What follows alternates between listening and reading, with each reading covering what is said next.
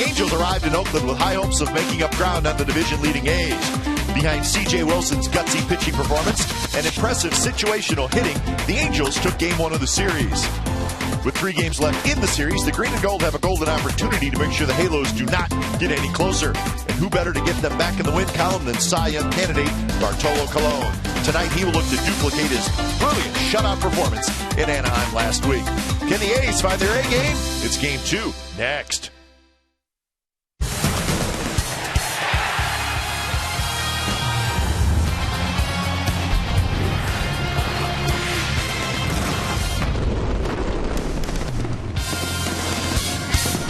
Friday Night Baseball coming to you from the O.co Coliseum in Oakland. It's Game 2 of this 4-game series, and Bartolo Colon, the ace, the all-star, is taking them on. It's the Angels and the Athletics. It's coming up on Comcast Sportsnet California, and we are upstairs inside the Comcast Sportsnet Value Deck, so we're looking to have some fun up here tonight. Scott Hatterberg, Glenn Kuiper, welcome to Oakland A's Baseball. You saw Bartolo Colon. It's one of the nice things, Scott, of having an ace. You always feel good when he takes them on. You feel like you're going to win. His last start, a shutout against these Angels. Yeah, it's so nice to have a guy like this. He's just an anchor, and he showed it to you last time out. This is why he's one of the best in the league and a Cy Young candidate. No tricks with this guy. I mean, he just is an Energizer Bunny. Keeps filling up the zone with strikes, lets his defense work. He's just one of those guys that misses barrels. And, just when you think towards the end of this game that he's running out of steam, he talks Bob Melvin into leaving him out there. And here he comes, bringing that sinker back, shutting the door with some punch-outs, finishing in high fashion. Great outing. It's exactly who the team needs to come take the mound for him today. Well, we found out last night what people were excited about with this Angels team at the beginning of the year. Their lineup has some very good hitters, very dangerous, and last night that lineup clicked, and you could tell how good they can be when they get it going. Yeah, when they put this team together, this is exactly what they were expecting. They wanted guys on base for these 3 big hitters to come through. You see Pujols right here. Hamilton, who's really struggled with runners in scoring position, comes through last night. Trumbo with the big blast, the double. I mean, that ball was hit scalded into the gap. Big hits, but they got those opportunities because of the bottom of the order. Ibar, Shuck, both got on base, kind of catalyst to this whole thing. So I think a key for the A's tonight is if they can limit the damage, keep those 2 off base, and let these guys hit with nobody on. And the Angels, they are looking for a win streak. That's exactly what they need. They won last night. They'll try to make it 2 in a row tonight. But, again, the A's have the ace, the all-star, Bartolo Colon on the mound, and he will be opposed by the right-hander, Jerome Williams. So we're just about set to go. Baseball from the Coliseum. It's the A's and the Angels, and we're coming to you from the Comcast Sportsnet Value Deck. We'll have lineups and first pitch when we come back.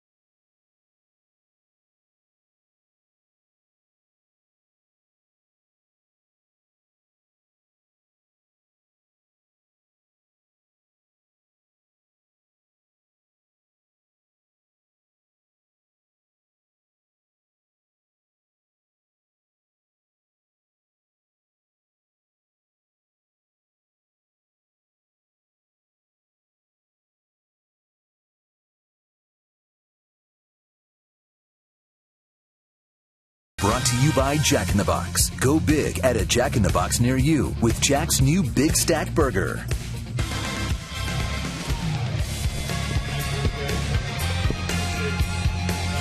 Well, the A's behind Bartolo Colon take the field. The Green Tops tonight for Game 2 of this 4-game series between the A's and the Angels. Game 10 weather presented by the Santa Cruz Beach Boardwalk. Get to the beach. The admission-free boardwalk is now open daily. It's cooler tonight, 63 degrees at first pitch. Breezy, and as we told you in our open, Scott and I are upstairs in the Comcast Sportsnet Value Deck. So we get a little different view, but a good view, a little higher up. A lot of energy. A lot of energy. Good fans behind us, so we'll have some fun up here tonight. There we are. See, we got a good spot. Packed house. All right, let's take a look at the lineup for the Angels tonight that Bartolo Colon is going to face, and it's a lineup that, well, was pretty good last night. It'll be Shuck, Trout, Pujols, Hamilton, Trumbo, Callaspo, Ibar, Conger, and Tommy Field gets the start at second base. So Howie Kendrick not in there tonight. Well, the All-Star Bartolo Colon is towing it up for the A's, and couldn't have had a better guy. Coming off facing these Angels last time, shut him out. Got a 2.5 ERA, which is third best in the major leagues right now. Pitching like an All-Star. So Colon is ready as J.P. Shuck steps in, and we are set for baseball from the Coliseum. First pitch of the ball game is in for a strike. So 7:07, and we are underway. 7:07.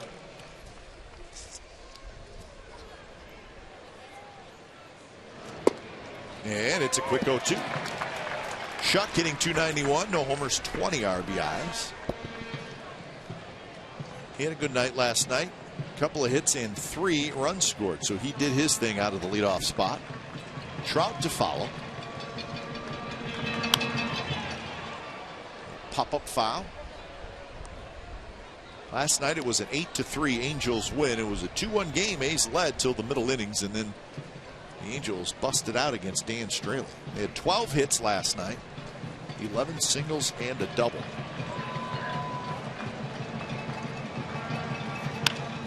Shuck toward Lowry in the hole. Lowry throws on the run, not in time. So Lowry had a backhand and get rid of it quickly, but Shuck, I think it helped Shuck a lot there that he's running from the left-handed batter's box. Well, this is a lot of what Shuck does is his game is he just kind of slaps the ball. He just slaps it in the hole there, and his good placement. Lowry does a nice job of getting there. Just doesn't quite have enough arm to make up for the fact that he was really running towards the left field foul line. And Shuck with the good wheels beats it out. So leadoff single, and here's Trout.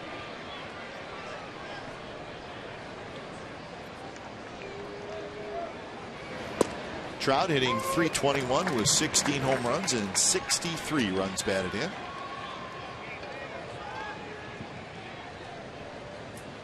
Another terrific season for Trout. Last night he was 1 for 4. Had an RBI single and a sacrifice fly, so a couple of RBIs.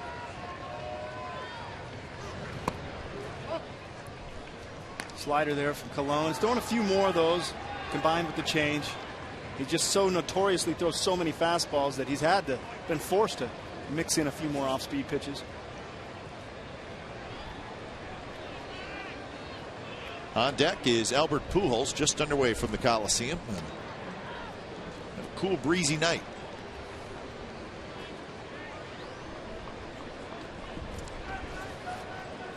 It's the breakdown from his shutout on Sunday against the Angels. 87% fastballs with 2 strikes, 77%. So he went to the breaking ball a little bit when he got ahead of the hitters. But the 87% a little earlier in the count, that's about what he was doing. But you're right, as time has gone on this year, we have seen him become a little bit more of a, I don't want to say a breaking ball pitcher, but throwing more breaking balls. Just making hitters more aware. But yeah, you're right. First pitch or that first strike, you're going to see a fastball. 2-1 to Trout. And now 3-0. In that start, Colon threw 116 pitches, and that was a season high. Gave up 4 hits. And it was his 12th career shutout. He's got 3 this year.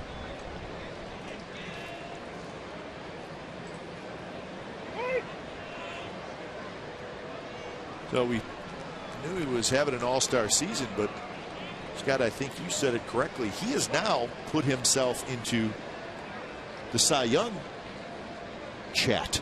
Absolutely. I don't think there's any doubt about that.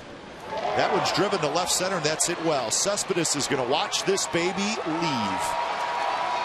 Trout homers, 2-0 Angels.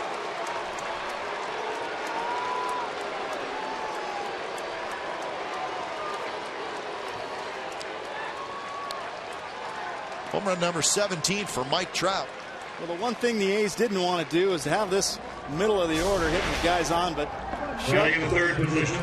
killed that. And here you see Colon throw a fastball 3-1 to Trout, who has been hitting a lot of balls the other way, and gets a fastball in and shows you what he can do with one when he wants to come pull side. And he hammered this ball. So here's Pujols. So we showed you last night that terrific at bat by Trout. He was fouling balls off and ended up lining a single to right field, and it looked like he was looking away. Tonight he may have been looking in. Who knows? But that's a nice swing. This guy reacts so well. The swing is so simple. You know, he reminds me a lot of Edgar Martinez, just in the way he approaches things. Can damage in so many different aspects. I remember calling pitches with Edgar, and you'd get him out one way. Next time, he just closes that hole. Expo brought to you by Cache Creek Casino Resort.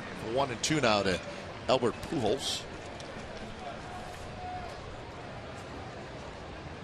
That's the total package right there. Yeah. Pujols hits one into the shift. Sogard playing behind second base, handles a tough hot and throws out Pujols for out number 1.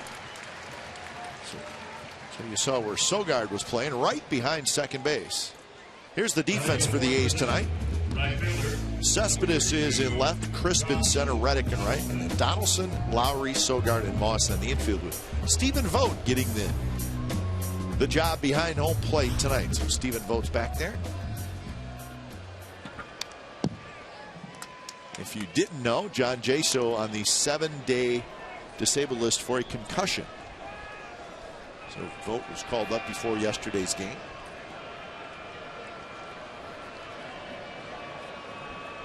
Oh, 1 to Hamilton. Hamilton pops a foul back. So a quick 0-2. Hamilton last night 1 for 5 with an RBI. He also scored a run.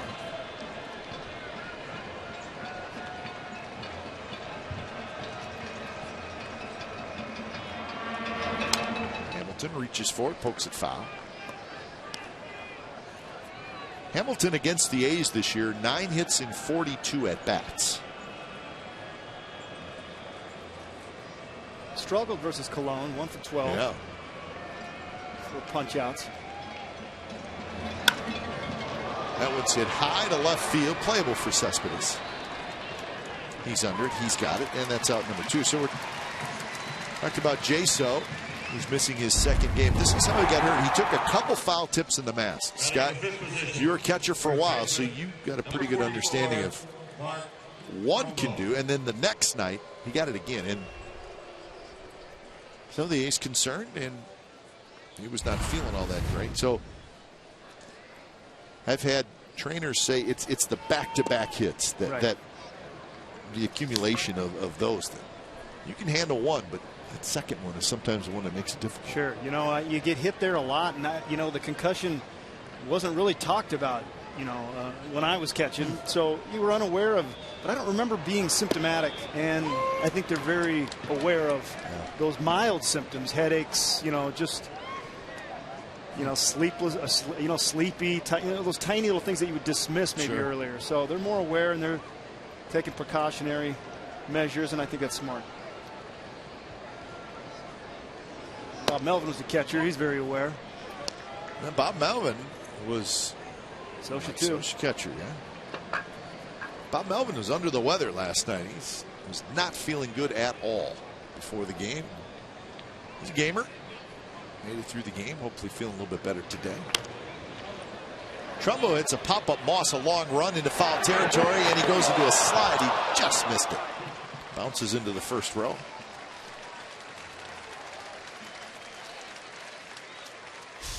So the uniform's dirty for Brandon Moss. Nice effort.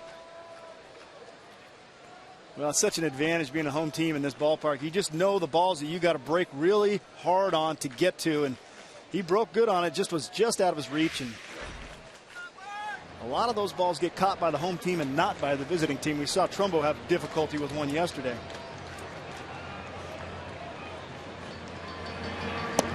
Fastball just a bit outside. So the count 3-2.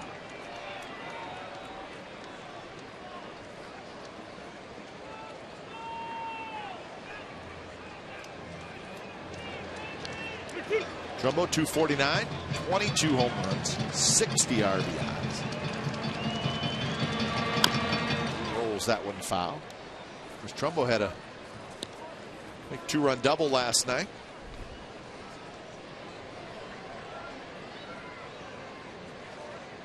Yeah, he had a big hit last night, kind of broke it open forever for the Angels. He hit that ball hard, didn't he? That was a low liner.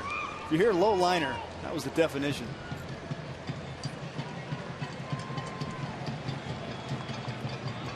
Trout with a 2-run homer here in the first inning to give the Angels the early lead. And there's the walk. So Trumbo's aboard. And now the switch hitter Alberto Caspo steps up. Batting in the 6th position. Scoreboard watching tonight like we always do. Alberto. And the Rangers are in Cleveland opening up a 3-game series, and it's a wild one. It's the Rangers 8, the Indians 8, and it's in the 9th inning. And the Indians had a 7-1 lead in that game after 4 innings. And the Rangers, as they always seem to do, started chipping away, and now it's a tie game. So we'll keep a close eye on that one. Caspo's retired, but some damage done as Trout hits a 2-run homer, his 17th home run of the year. So it's the Angels 2 and the Athletics nothing.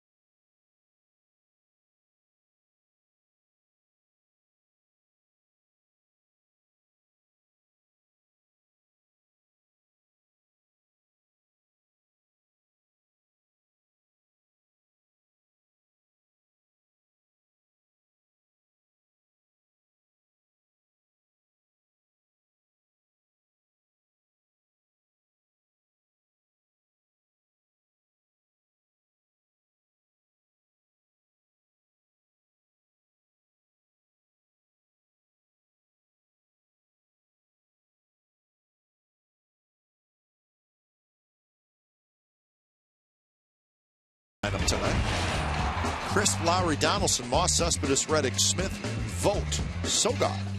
So the left-handed hitting lineup for Bob Melvin tonight. For the Angels, they're sending Jerome Williams to the mound. 5-6 on the year with a 4.73 ERA. Took the loss against the Oakland A's last time out. Gave up 6 in 5 innings of work. A's are looking to do the same to him today.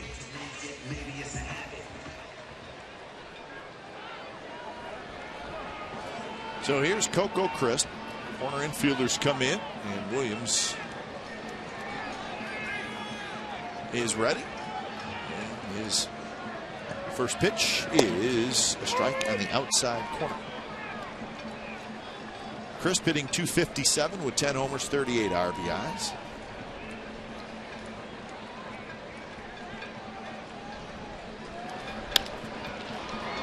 This one's lofted toward Shuck. Shallow left field. He's got it for out number 1. Angels defense tonight: Shuck in left, Trout in center, Hamilton in right, Hyaspo, Ibar, Field, that's Tommy Field and Mark Trumbo around the infield, with Hank Conger again behind the plate. So here's Lowry. So this is a rematch from last Sunday, Williams and Cologne.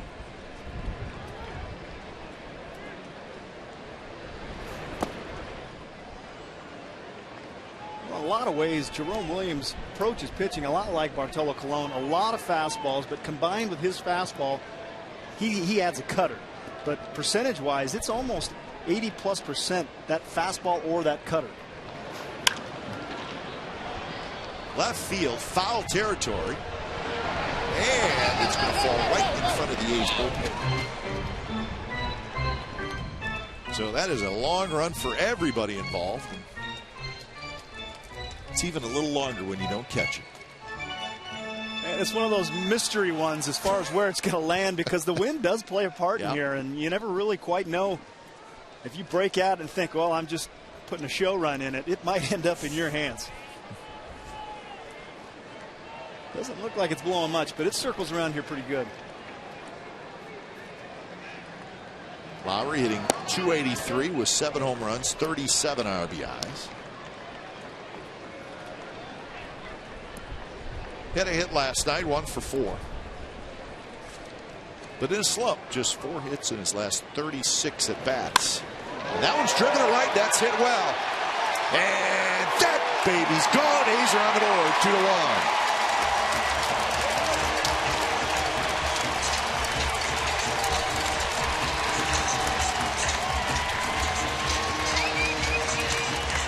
Well, it always helps to answer back quickly, and Lowry does that. Even though it doesn't tie the score, it's a huge thing, like you said, answering back just like that. They draw blood, you come right back and draw blood too. Nice short swing. I love Lowry's swing. That's a low and in pitch. Just watch these hands go directly to the ball. Compact, gets through it. He's got power to hit some home runs. And he hit this ball well. You know, he had that double last night, or that base hit to the gap.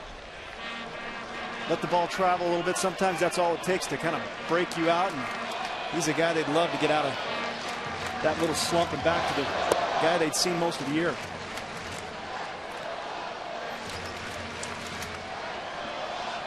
So Trout a home run and Lowry a home run here in the first inning.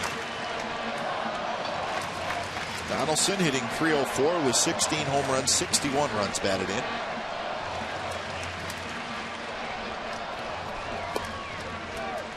And he lays off that pitch. Moss will be next.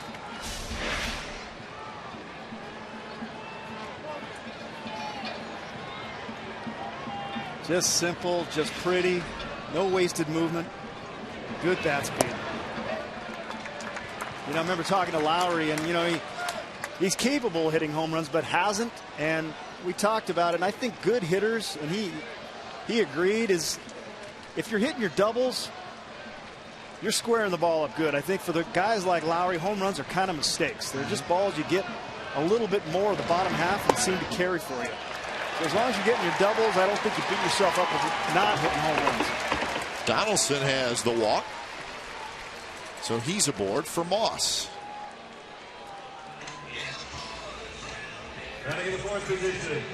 So Moss hitting in the cleanup spot. He was not in the starting lineup last night. But Moss has done some major, and I mean major, damage against the Angels this year. This is the 11th game that the A's and the Angels have played. Now in the first 10 games, Moss is 15 for 35 with 4 home runs and 13 RBIs against the Angels alone. So you do that in 10 games. Bob Melvin, nothing against Nate Fryman, but he's probably glad to get him in that cleanup spot. You gotta believe it. 4 for 7 off of Williams with a home run. Those numbers, he's probably 4 for 7 off everyone. Yep. So he even missed a game. And that was last night. So those numbers are actually in 9 games played by Moss. Punishing.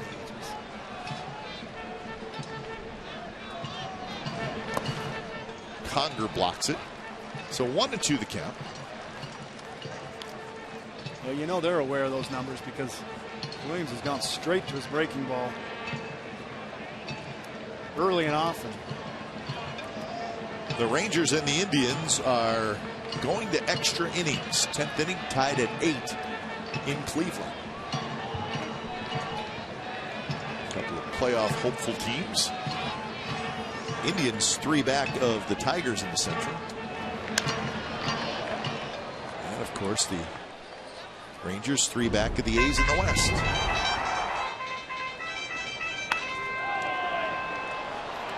Cespedes in the on-deck circle, so he knows what he can do against Williams. And we showed you the numbers of what Moss can do and has done this year against the Angels.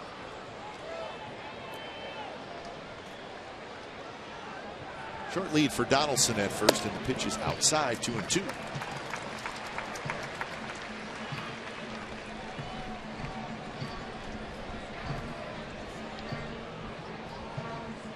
It's good to see that wrist injury is holding up, and Cespedes is staying in the lineup.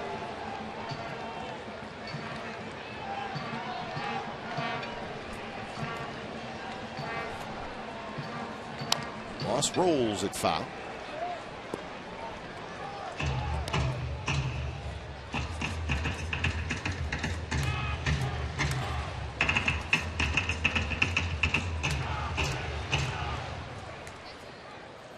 Moss had a home run in that series in Houston.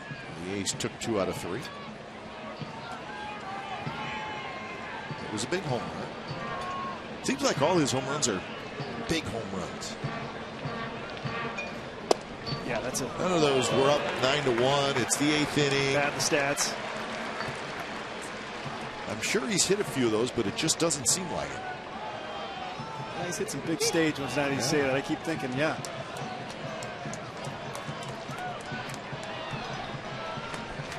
Still only 1 out. Outfield shifted, or the infield shifted around toward the right just a little bit. And Moss drives one toward left center. Trout's on the move. He's going to get there, and he makes the catch. So Donaldson hustles back.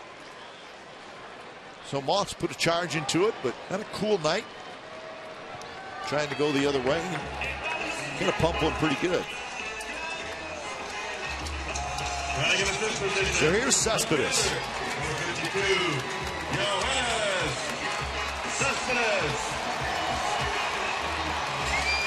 So Cespedes getting a nice round of applause.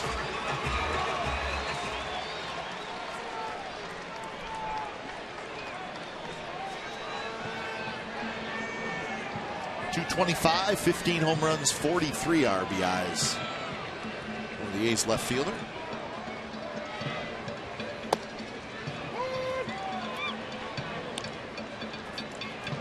The A's opened the gates a little bit earlier tonight, as they're going to do on Friday nights now, so A's fans can watch the A's take batting practice. In particular, watch Cespedes take batting practice. He puts on quite a show.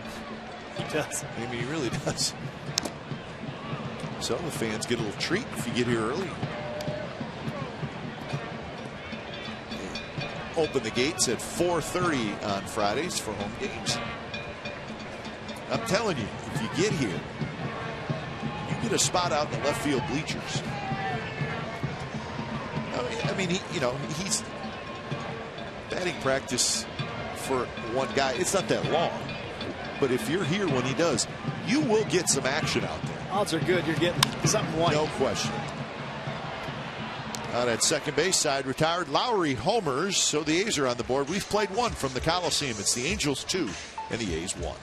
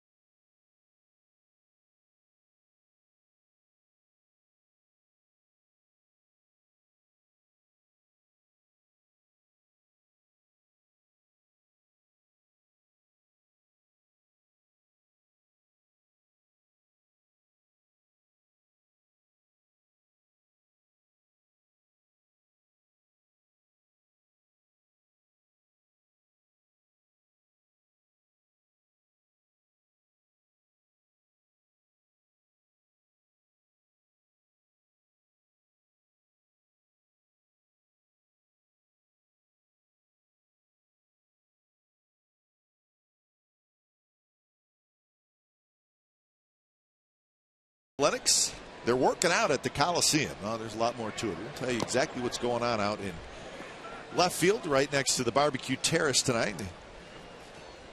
Several of the A's wives and family members are attempting to raise enough money to fund one surgery. And this is Smile Train. It's Miles for Smiles. It's the treadmill run and proceeds to benefiting the children who are born with clefts. And what they're trying to do is fund one surgery for a child. And they're going to be running, from what we understand, pretty much the entire game. So we'll keep an eye on how they're doing out there. Pretty much for the entire game, or are they committing to this? I don't know. They've been running for a while. So it's pretty good pace. So the A's wives are teaming up with Smile Train. Again, Miles for Smiles. It's the treadmill run. So the girls are doing a terrific job. Sure are.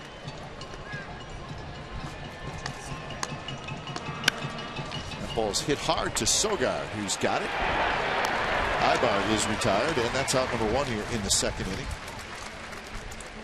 Well, once again, Ibar hits the ball hard. Nice keeping him off. He got on 3 times last night. Batting in the 8th position, the catcher, number 16. Shutdown inning. Cologne's been very good this year, and he's got a shot at one right here.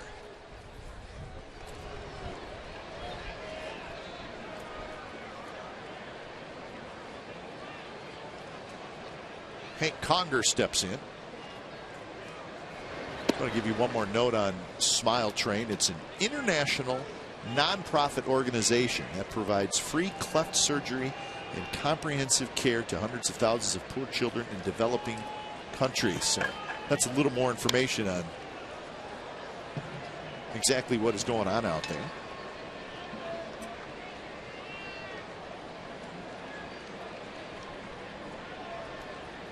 Quite a few people on the team. Yeah, so they're in line. Yeah, they're good. Making us older guys look bad. Yeah, they're lucky I'm not on the team. I'd make it about 4 pitches and then things would start barking. You hand me the baton.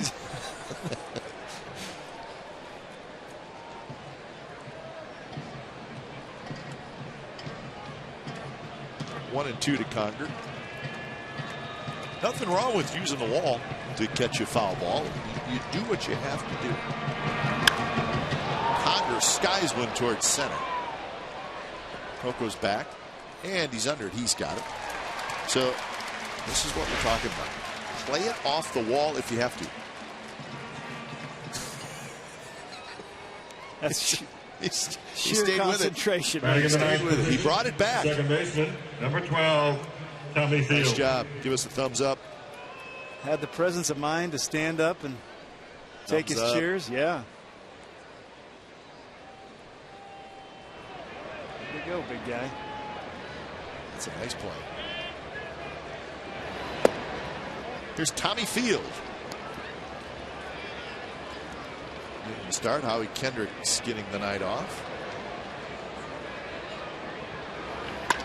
And Field lines one towards Cespedes, who will play it on a hop.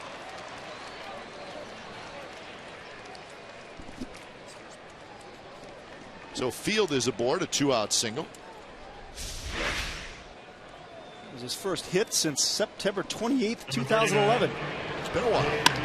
He was due.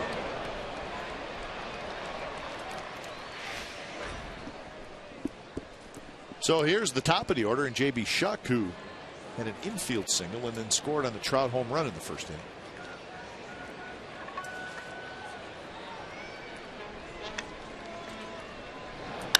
And Shuck hits one toward right, but Reddick gets back. Turns around, he's got it side retired. A 2-out single by Field, nothing else. Bottom of the second coming up. It's the Angels 2 and the A's 1.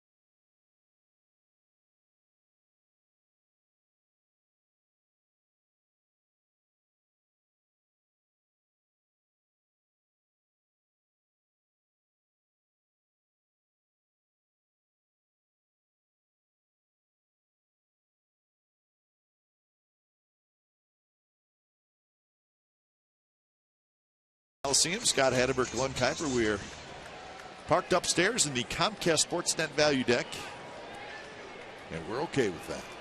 We're good. Scott was very popular before the game. Got nachos. Really needed a couple of security guards to keep folks away from him. Not easy being Scott Hatterberg. Oh, jeez. See, look, I mean, hey. Gosh, where did we get that? I mean, that is frightening. Really? You think I make this stuff up? You read Teen Beat. Come on. You're in there. Killing me, Kuiper. Teen Beat. Oh, that Tiger Beat. Probably. Teen Beat, Tiger Beat. You know.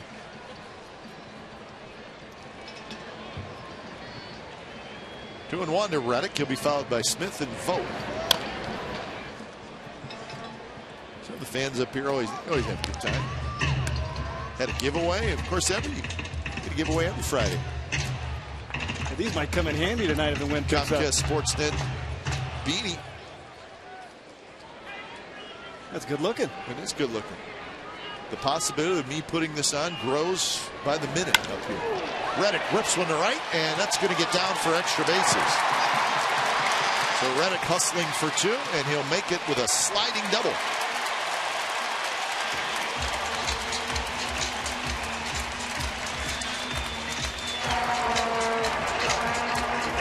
Reddick with double number 14 on the year. We like to see every time he starts breaking out, hoping that it's going to be the beginning of something big. Leading off the inning, gets a nice pitch he can hit. Fastball, turns on it, lines it down the line. He's got a guy in scoring position with no out. Nice piece hitting. So here's Seth Smith.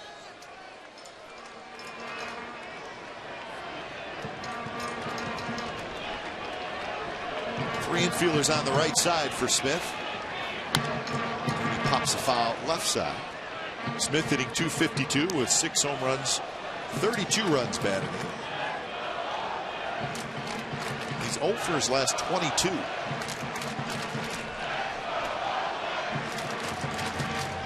So at what point, Scott, 0 for what, where you just don't think you're ever going to get another hit? He's approaching. Right? And that one hit toward the right side. Trumbo has it. So Smith has a very productive out as he gets Reddick to third with 1 out. Turn back the clock to 1969 when the A's host the Angels tomorrow at 12:05. 10,000 fans will receive an Oaklandish throwback T-shirt presented by Tribune Tavern. The event will feature music and fashion from the 1960s, and both teams will wear throwback uniforms from the era. For more information and tickets, call 877-493-BALL or visit oaklandathletics.com/1969.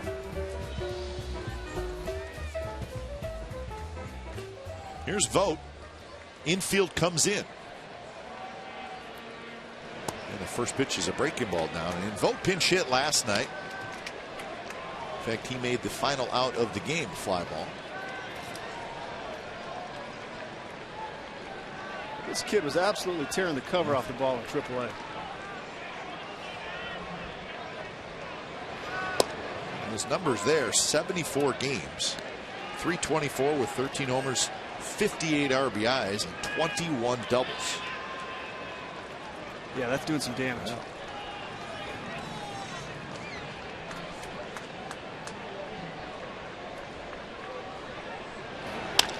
One pitch is lined toward third. Callaspo grabs it, and that's out number 2. So that's a tough break for the A's.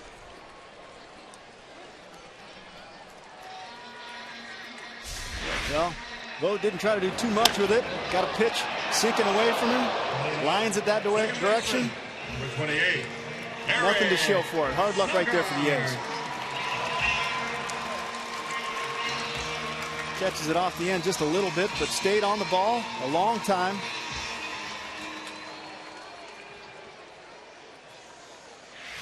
Bad luck right there. One of the old school guys, no batting gloves. You don't see that much anymore. No, not a lot. Here's Sogard.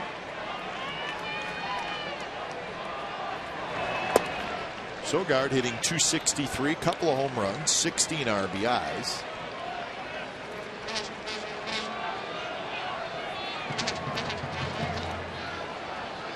Look at the numbers against Williams. 4 for 5 with a home run. Right guy, right spot.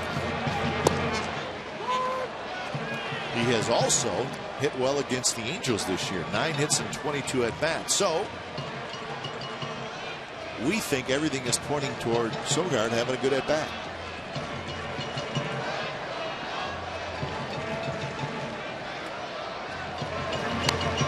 Bunted, and it is going to just roll foul. Not a bad idea by Sogard. Yeah, I like the idea a lot. Caspo was in earlier. He backed up a little bit. Sogard trying to take advantage of his positioning. Great bunt. This ball had just enough spin to catch a little of that lip, and it shot at the foul, but that was close. Right there, it kind of catches that lip and angled it off.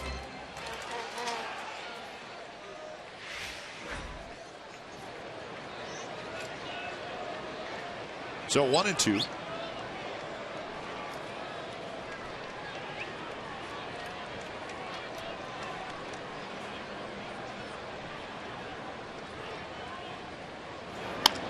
Sogard, base hit, left center field. Reddick trots home. Sogard gets the big 2-out RBI hit, and we're tied at 2.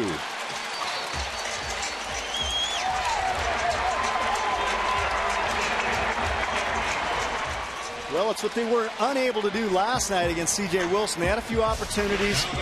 They just couldn't capitalize.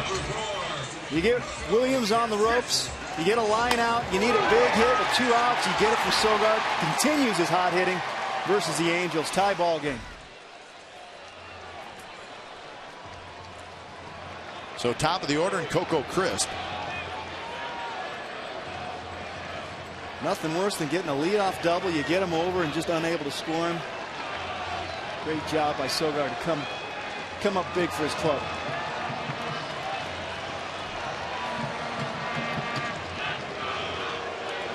So that's RBI number 17 on the year for Sogard.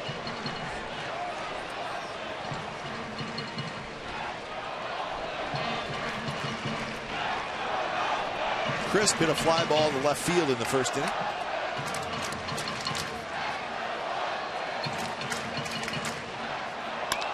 And there's a base hit center field.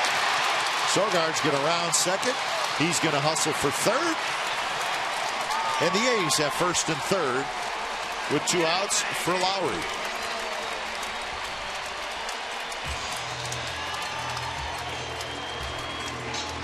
Hitting's contagious. Coco gets a pitch, shoots it right back up the middle. Sogard knows that it's enough to Trout's left that he's going to round this and end up at third base. Runners at the corners for a guy who just went deep his last time up.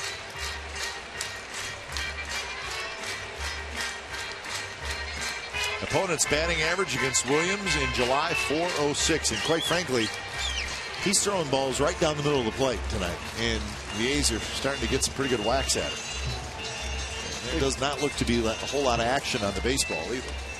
No, like you said, there isn't much action, and he is catching the fat part of the plate too often. Lowry homered in the first, and here it is. That pitch right there in the low and end zone, that's where lefty's going to hit him a long way, and Lowry did just that. Here he is with another opportunity to do some damage.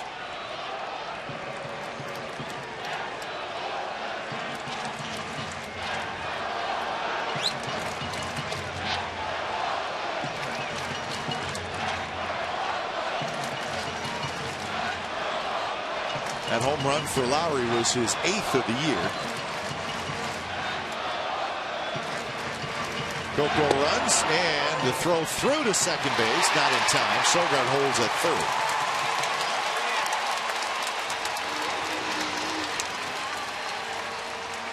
Good jump there by Coco. Picks his spot so well. Top speed so fast. No chance for Conger right there. So now 2 runners in scoring position. 0-1 to count to Lowry.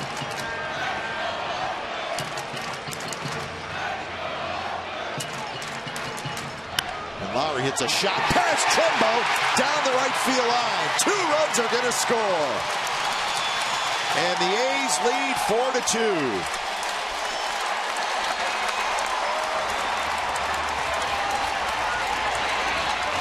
So a couple of big 2-out hits.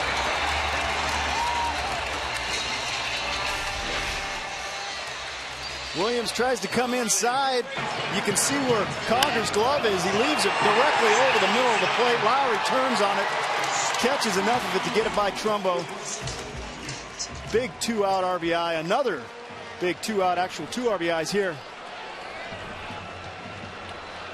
So the A's have 4 hits in the inning, and they're still batting as Donaldson steps up.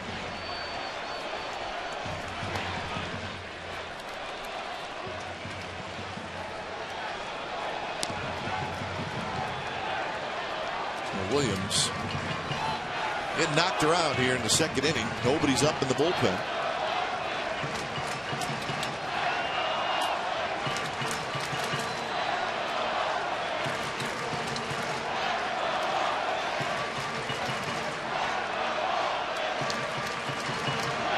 And that one spins Donaldson out of the way. It did not hit him. The bat is still laying right in the batter's box. This thing had some serious run to it, and Josh gets off balance trying to get out of the way and ends up almost in the dugout. I think he's wondering how that hit him. A ballerina move there, getting on your toes.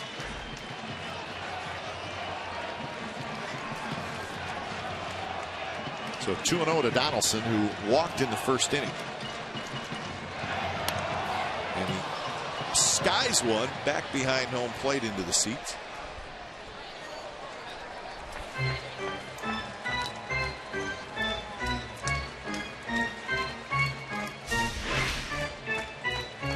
That's getting geared up right there.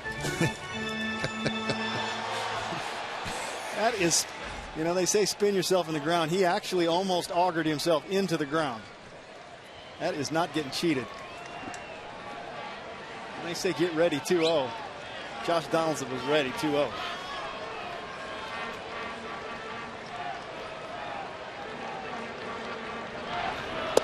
That time he swings at an off-speed pitch, and the count's even at 2-2.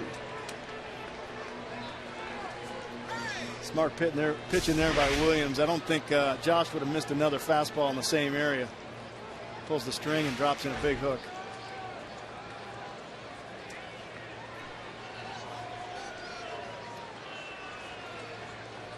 So 2-2. Heavy workload for Jerome Williams. 43 pitches already.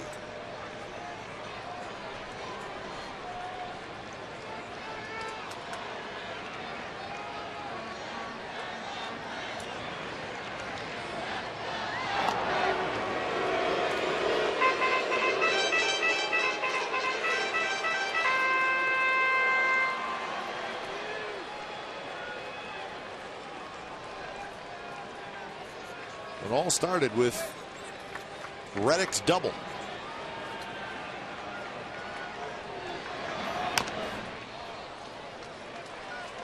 Williams then got the next 2 hitters. So he was 1 out away from getting out of the inning with the A's scoring nothing. But then Sogard single, Crisp single, Lowry single, and 3 runs have scored. Yeah, he was sniffing getting out of that unscathed, but these weren't having it. And now full count.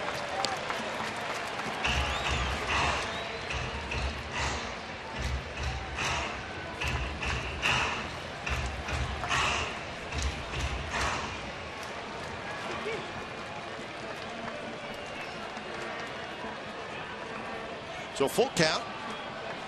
Lowry will be taken off on the pitch.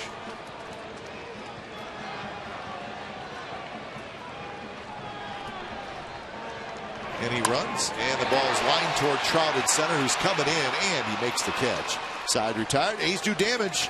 3 runs on 4 hits, so we're headed to the third. It's the A's 4 and the Angels 2.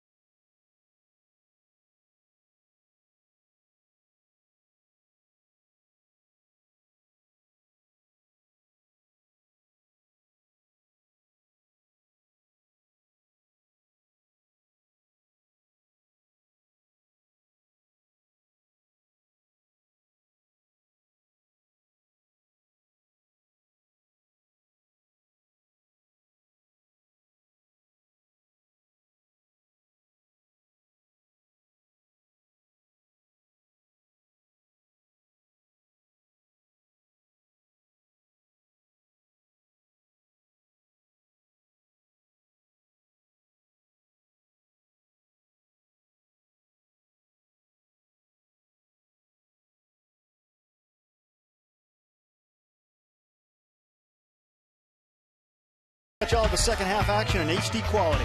Watch every out-of-market game live on more than 350 mobile and connected devices. Visit MLB.tv today. MLB.tv, baseball everywhere. Mike Trout to lead it off. Bartolo Colon now has a 4-2 lead. It'll be Trout, Pujols, and Hamilton here in the top of the third inning. Home run for Trout in the first, 2-run shot.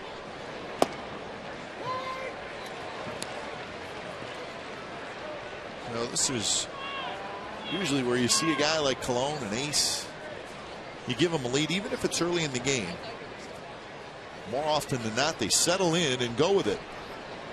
See if Colon can do that. You're exactly right. It's like a refocus. You go up there and you feel bad. You know your club needs a win. You go out and give 2 up in the first. They battle back for you, get you 4 runs, get you that lead back. Starts the whole game over and rebuilds that confidence. Trout watches that one on the outside corner. So Colon pounding that outside corner to Trout. Well, he got bit inside last time.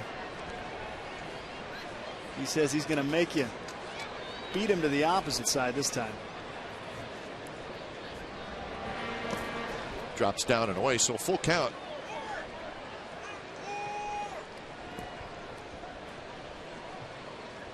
Rangers and the Indians still tied 8-8. That game now in the 11th inning in Cleveland.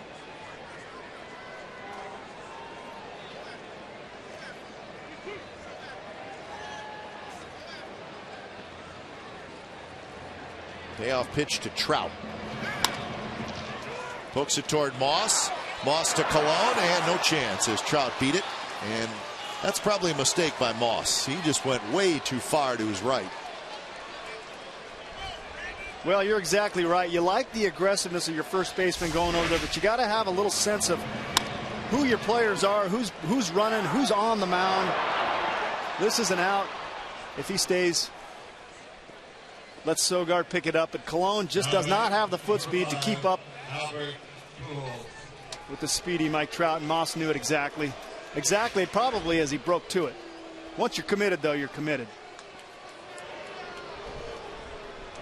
So Trout is aboard, leadoff single. That's 4 hits now for the Angels, and now it's Pujols, Hamilton, and Trumbo. So it's the big hitters for the Angels. Saw Moss and Trout talking. I think Moss was like, I can't believe I went after that ball. Trout was, no, that was good. Good effort there. Just patting him on the back. Don't worry about it, man. Dude, that was a great job. You gotta go for that ball. No question. I mean, usually I don't beat it out. I got a really good jump out of the box. There's the first pitch, and it's a strike. Pujols grounded out to second in the first inning.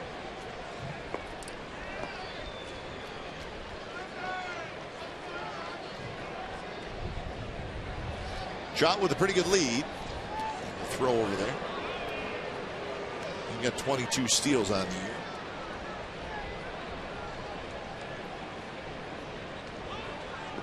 Not a bad idea. Keep the worry about, if you're the Angels, you worry about Pujols hitting into a double play. Not running, and the pitch is a bit outside.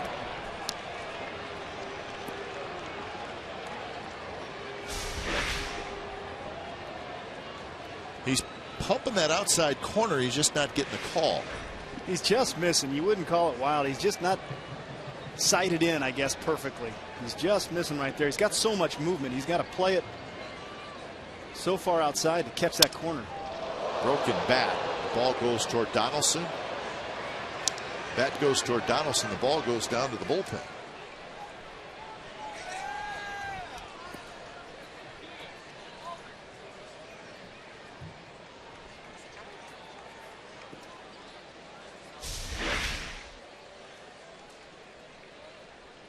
Heads up. Tough play for everybody involved. Although I think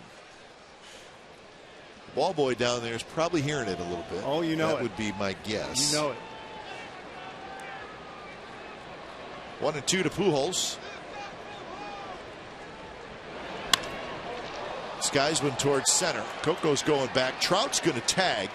Coco's got it, and Trout's going to hustle for second base, and he is out. They got him. Coco throws out Trout at second base, and that's a double play. Well, I like this play on both sides. I don't blame Trout from tagging up. Crisp does not have a very good arm. But as Coco was getting underneath it, he was being told that he's tagging and going to go. He got his feet set, he got a little momentum, and he made it a really nice throw, and Sogard puts on a good tag right here. Nice play. Coco had a little hair on that ball. Yep.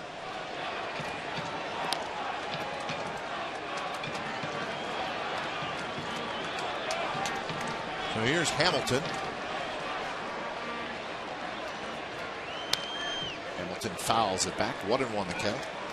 Fly ball to left field for Hamilton in the first inning. Throws a little bit left, but Sogard having good awareness. A lot of times you want to reach for the runner rather than put it to the base where his hand's going to be. Does a nice job of finding a glove and applying the tag. Hamilton hits a shot down the line, but foul. Just because you got your back to the runner, you kind of want to know where the base is and where you're going to have to put your glove, because that's where the hands are going to be coming in, or the foot. Cologne put a little body English on it. Round of applause. That's him really excited. That's the extent of it. Yep, that's it.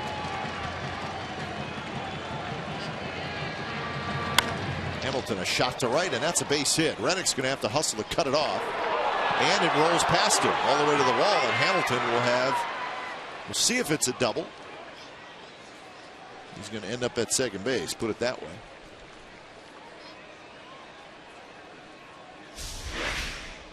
Well, Hamilton hit this ball a ton. And it hits that grass, and it scoots pretty good. Hamilton runs well, and Reddick knows it. I think Reddick could have fielded this ball, but he was preparing himself, his body, to field it and be able to throw in case Hamilton made a turn and wanted to go to second base, and doing so just came up a little bit short. Here's Trumbo. He takes low.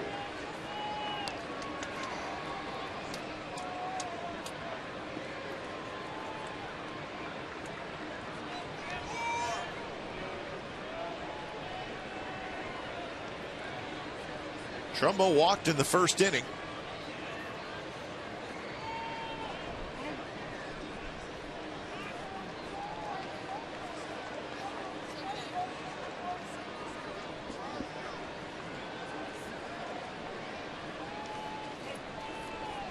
A lot of pitches for Cologne so far in this game. He's given up now 5 hits. He's walked one. He has not struck anybody out. Well, the deep counts are unusual for him. He's just not quite as precise as he is accustomed to being. Trumbo swings at a 2-0 slider, and it's 2-1. Don't see that too much. Back-to-back sliders right there. So the Indians get a 3-run home run by Ryan Rayburn in the bottom of the 11th inning, a walk-off. So the Indians win it, and that was a wild one. They beat the Rangers 11-8. So there's your update from Cleveland. Indians had a 7-1 lead. Rangers fought back to tie it. But in the end, the Tribe. So with the Rangers' loss, the A's now have a 3.5 game lead.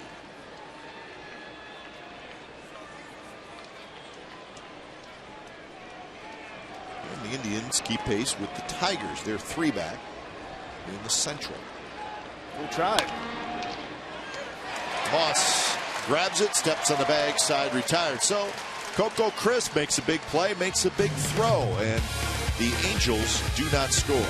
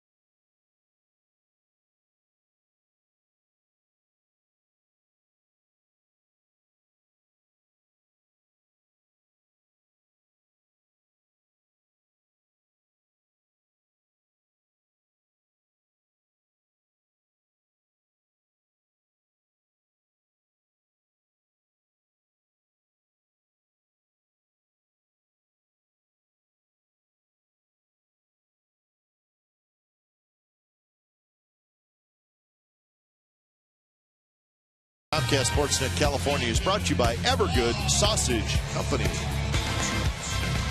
Let's look outside the O.co Coliseum. Good crowd tonight. A little over 20,000 last night. Day game tomorrow, day game on Sunday. All part of a 10-game homestand. The Blue Jays will be here Monday, Tuesday, Wednesday. Then the Rangers. Next weekend. Showdown.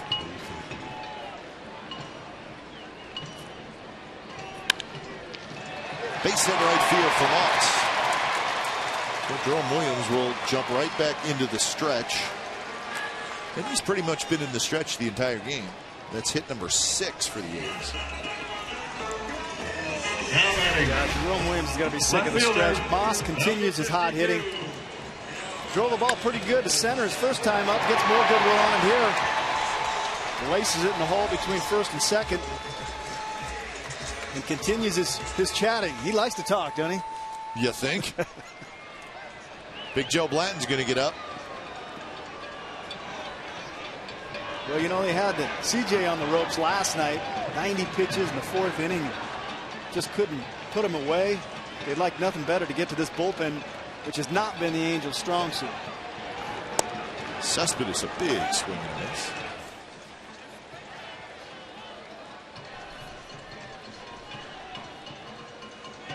the Angels also missing Jason Vargas, good left-handed starter. He's been out for a while. He will be back. He's getting close to coming back. But their rotation is missing him big time. They just got Tommy Hanson back, right-hander, and I believe Hanson's going to pitch in this series. He's going to pitch Sunday. But Blanton has not been very good, and Vargas on the disabled list. So yeah, really. After Weaver and Wilson, it's a little questionable right now for the Angels. As good as they're doing, that team ERA is awfully high. Yeah. Angels also without Peter Borges, their starting center fielder. That's why Shuck is playing a lot. But Borges, he's missed as well. Now they will get these guys back, but they're also 10 games back in the standings. Cespedes rolls that one foul. Count stays 1-2.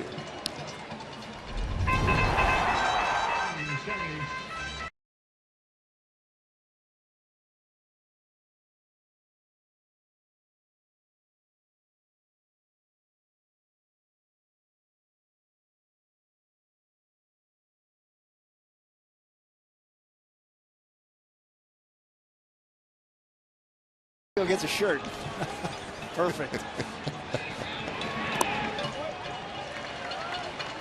Just the way Gags likes it.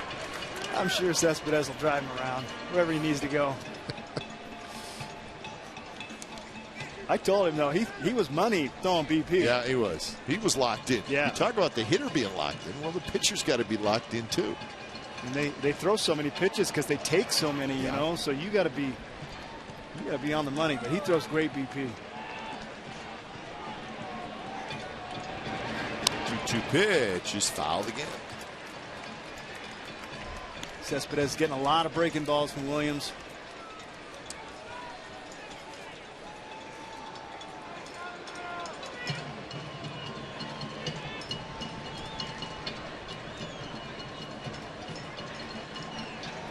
Reddick will be next.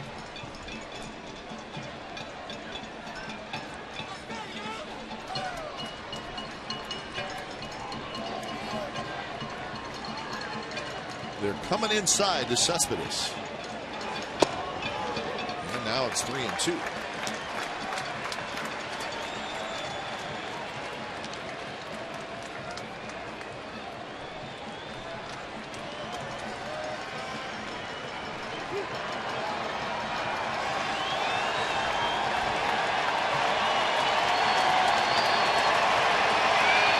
3-2. Moss with his lead at first.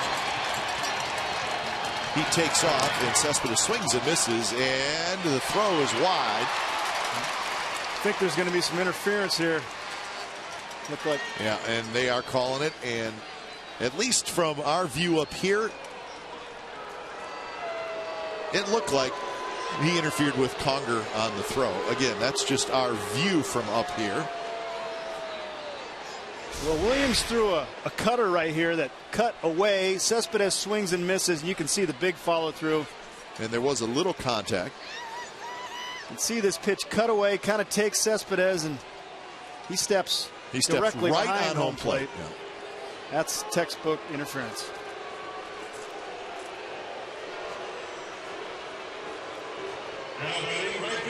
I think if one of you swing and one of your feet step right on home plate, they're probably going to call it. Well, when you say last night we saw the rule, and part of that rule was stepping out of the batter's box, and he was definitely outside the white line, the white chalk. First pitch to Reddick is a little bit outside. So again, here's the rule. Batter interferes with the catcher's fielding or throwing by stepping out of the batter's box, which, well, if you step on home plate, you're obviously stepping out of the batter's box. So it's twofold. You can interfere by doing that or by making any other movement that hinders the catcher's play at home base. So it was not called last night, which actually really helped the A's. In the final outcome of the game, not necessarily, but it was not called last night. It was called tonight. Bit of a tough call last night just because of the angle of the vision for the home plate umpire to see that. Yeah, the foot collided. Right. Because Fryman didn't step out of the batter's box. Socha saw it.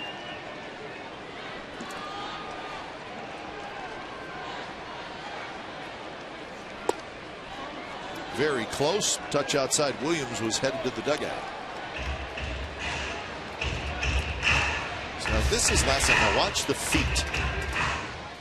Watch the right foot of Fryman, the left foot of Conger. So there's your contact. And there's no question that it affected his throw. But it was not called. And this is what happened tonight.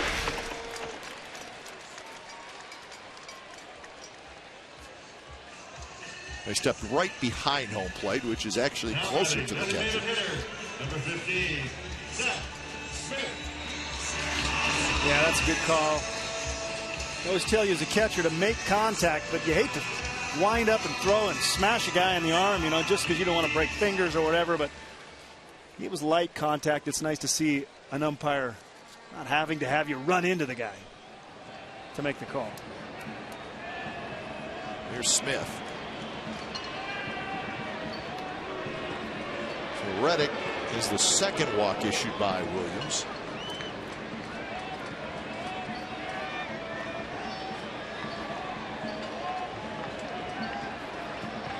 Smith grounded out to first in the second inning. He did advance a runner from second to third.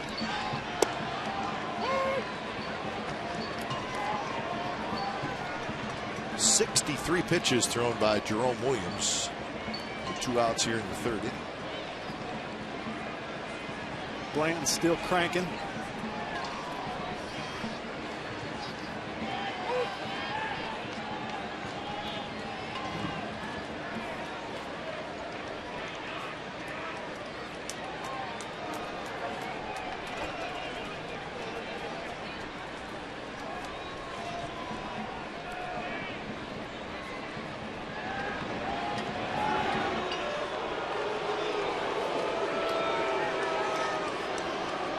Making sure Reddick isn't getting a running jump.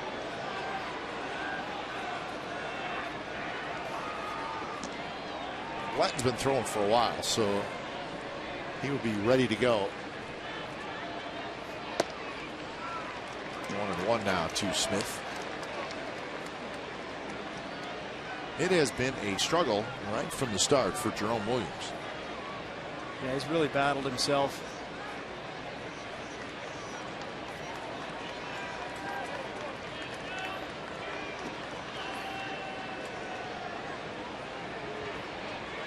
Reddick's got a little lean, but he's not going. And Smith swings over top. So 1-2 now.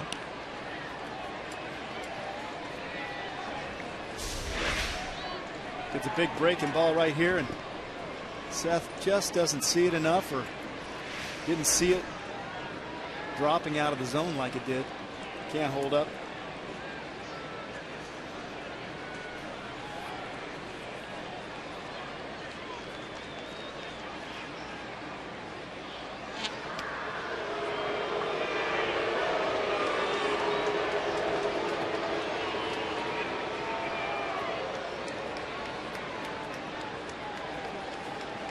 Socha's feeling like this is a time Reddick's going to move.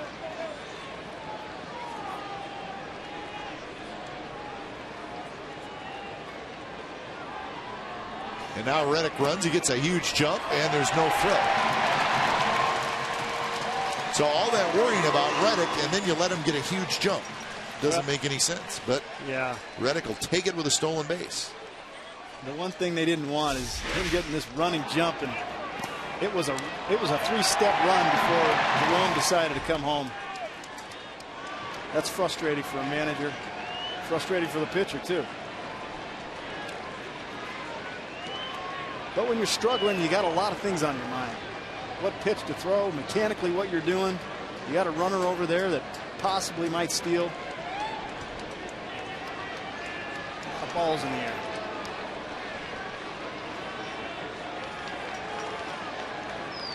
So 2-2's the count. Shift on for Seth Smith. And rolls that one toward Caspo, who stays down and throws, and Trumbo keeps his foot on the bag. So when it's all said and done, the A's do not score. They get a single and a walk. 4-2 Athletics after 3.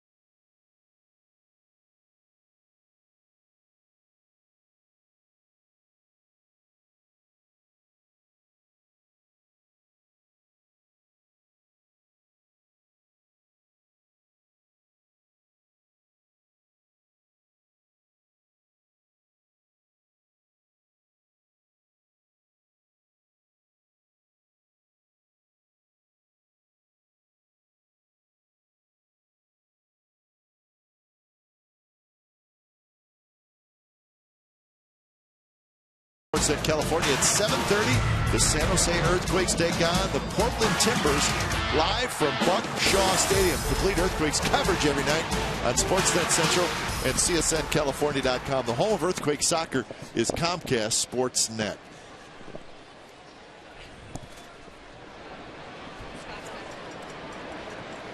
Caspo leads it off. He flips one toward left. Near the line is Cespedes. And one pitch, one out.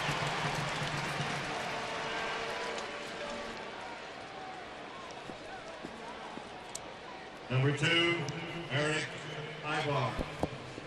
So Eric Ibar will hit.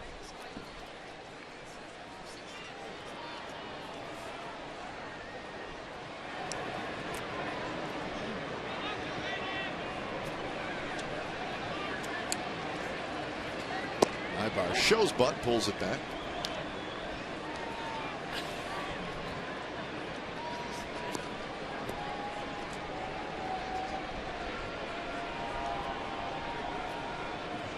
Ibar grounded out to second in his first at bat.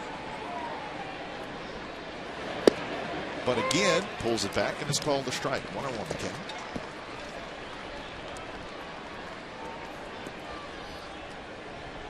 And Conger waits in the on-deck circle. Cooling off, huh? The marine layer has arrived. Has arrived is right. Has arrived. A little breeze. Which we figured it would. We were prepared, sort of. Show him your hat. Sort of. We're ready. Give me that hat. It's going to start on my hands, and it's going to work its way to the top of my head. We got more than one. When our pride completely leaves us, we will put them on our head.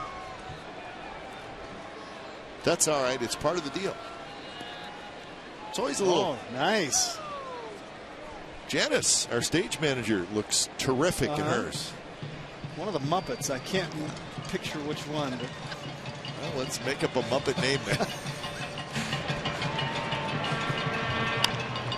Ibar foul again. Count stays 1-2. That was the giveaway tonight, as every Friday night up here, the good people from Comcast Sportsnet actually really give nice. away something. Yeah. Those are nice. Put that to use. Yeah, there you go. And it is a night to put it on. No question about it.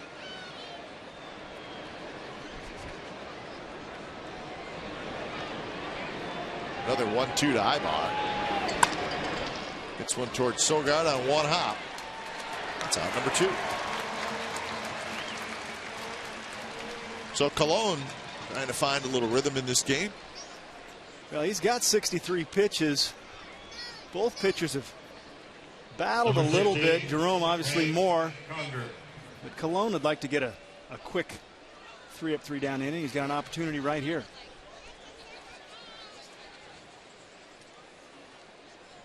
Conger hit a fly ball to center field in the second inning.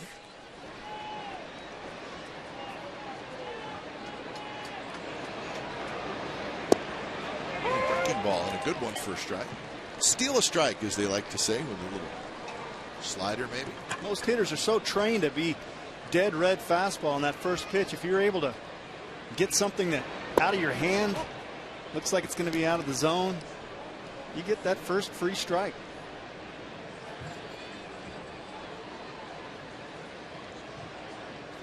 Conger's a switch hitter, open stance from the left side. The Mariners and the Twins are scoreless in the 5th inning in Seattle. That's Diamond for the Twins and King Felix for the Mariners. Felix is 11-4.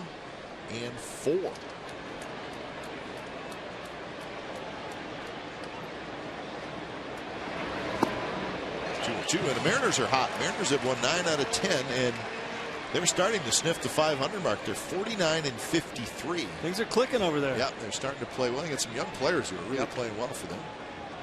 They won last night 8-2. Then they got Brad Miller, Nick Franklin, Mike Zunino. A few new faces over there. Inside corner, strike 3 call. That is the first strikeout for Bartolo Colon. And he has his first 3-up, 3-down inning. Bottom of the 4th coming up.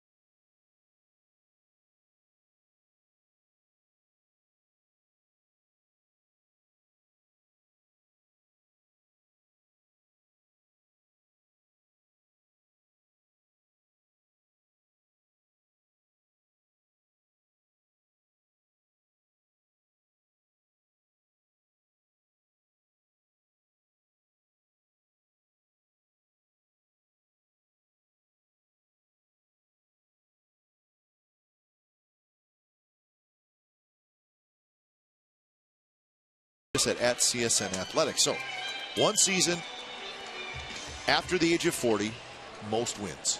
I think I have a guess. And hold on to it. Warren Spahn. Just throwing it out there. You're going back. That's not a bad guess.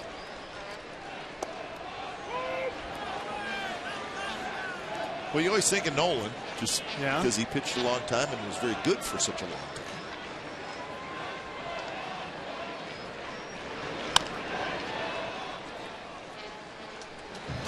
So 1-2 to Stephen Vogt, leading off the bottom of the 4th inning. A's with a 4-2 lead. They scored 1 in the first, 3 in the second.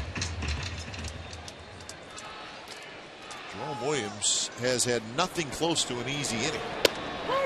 He gets a good start there with a tailing fastball first strike. So Bartolo Colon, remember, he spent 4 years with the Angels, won a Cy Young there, and he did that in 2005.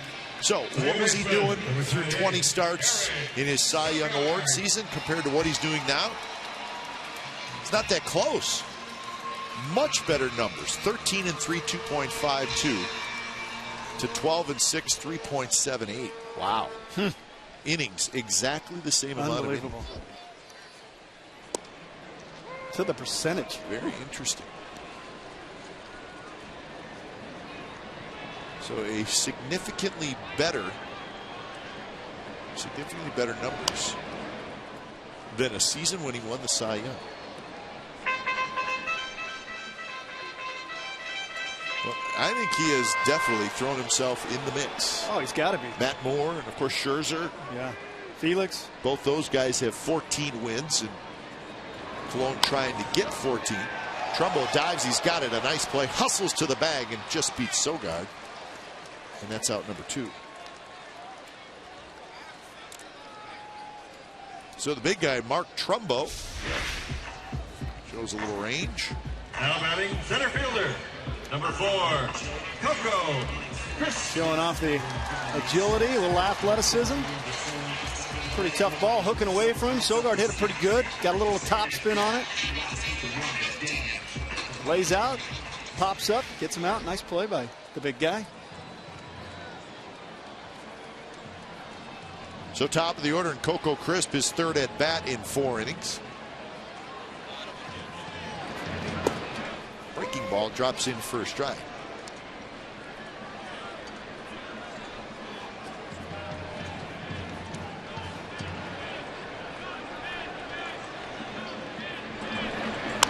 Coco hits it hard but foul. He singled and scored in the second inning, hit a fly ball to left in the first, also swiped the bag.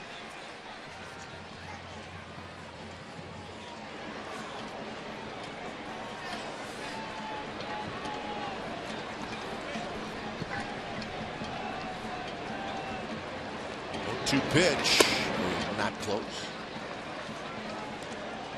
As we showed you, the Rangers lost in extra innings in Cleveland. So another opportunity for the A's to pick up a full game. And that one just missed inside. You know, once you get to August, and listen, it's great anytime you pick up a full game, but get into August. Now you got a little action, and I think you start to go, wow, full game. I mean, you know, it doesn't sound like a lot, but it is. Head to head, things get a little puckered up, and those games mean a ton. Callaspo showing nice range, throws on the run to get Coco Crisp. Side retired, 3 up, 3 down inning. The first one for Jerome Williams, and we're headed to the 5th. It's 4-2 A's.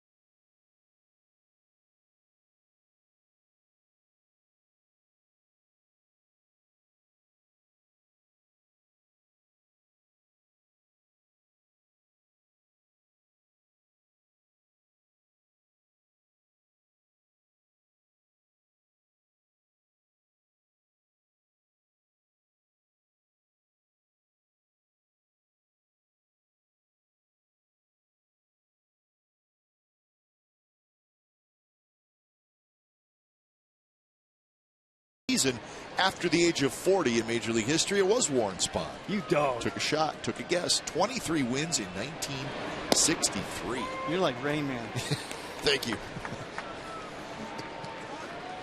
He was 42 years old. Tommy Field, who had a base hit to left field in his first at bat.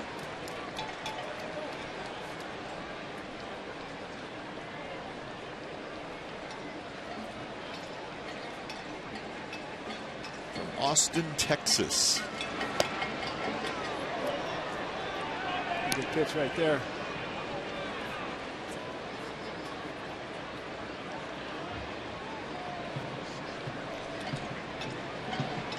Pitch count 71. A little help last inning with a 3-up, 3-down inning.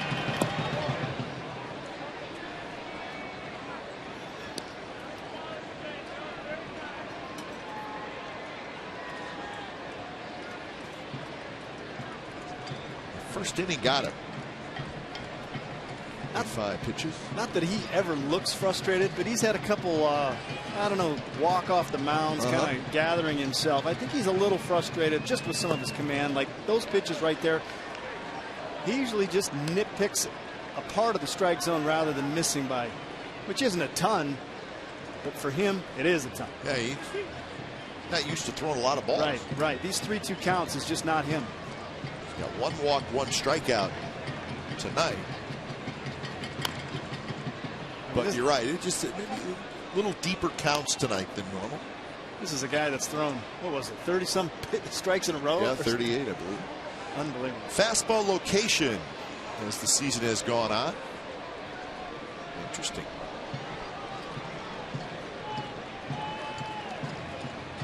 So he's a little better location as the season has gone on. Nice one hopper to Lowry. And Field is retired, and that's out number 1.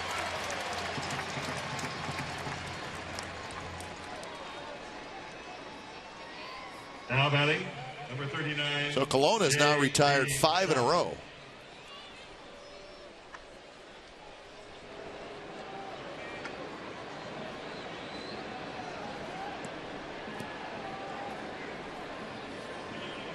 Top of the order, J.B. Shuck.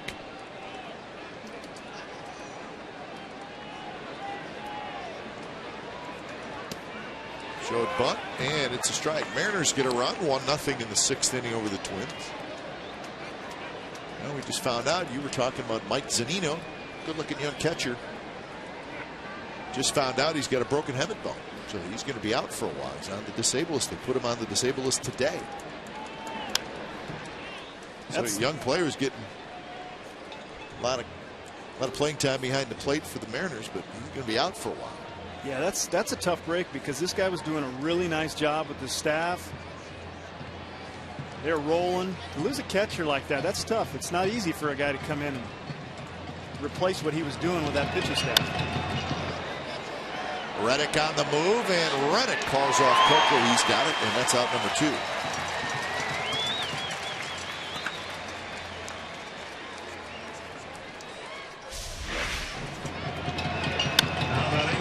Reddick, as always, got a good jump.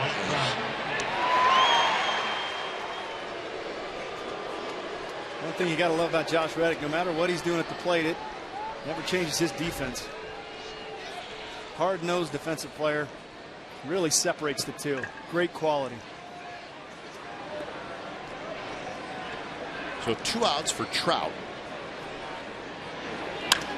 And Trout lines one to right center field. That's a base hit. Coco hustles it back in. Trout stays at first. So Trout is 3 for 3. A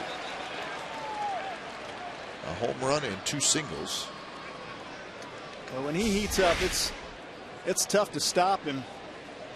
Mislocation here from Colon.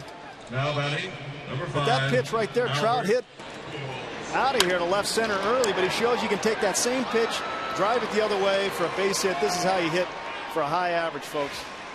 But the one good thing is there was nobody on base. Yep. Done a nice job of getting to the middle of this order and not having anybody on for him. And the ball trickles away, and Trout's going to try for second, and he's going to make it. Well, it's going to be an error on either Cologne or Moss.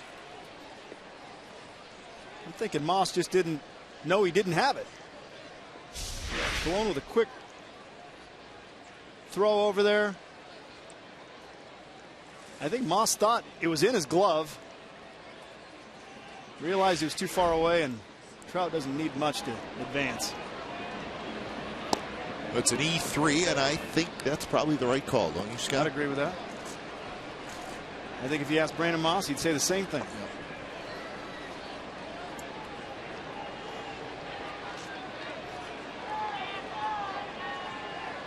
So 1-0 to Pujols.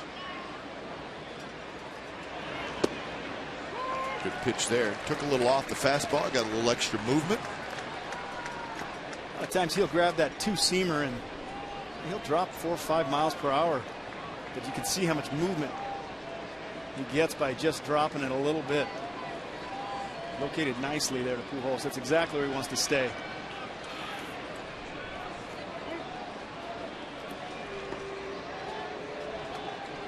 Pujols has grounded out, and then he hit a fly ball to center field. That was the play that Coco caught it and then threw out Trout trying to advance from first to second. Pujols gets jammed, breaks his back. Well, he's lost one each at bat so far, last 2 at bats.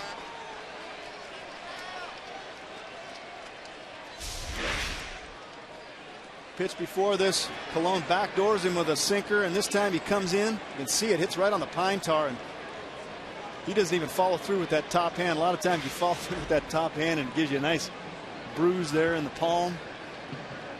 Loses the bat in the process. That was a jam shot. That was up around the handle. Yeah. Endangering the knuckles. 1-2 pitch. And Pujols lays off the breaking ball. So it's even now 2-2 with Trout at second base.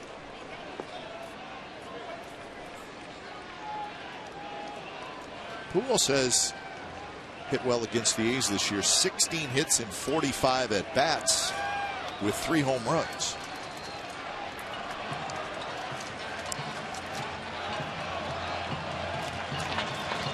Sogard playing right behind second base.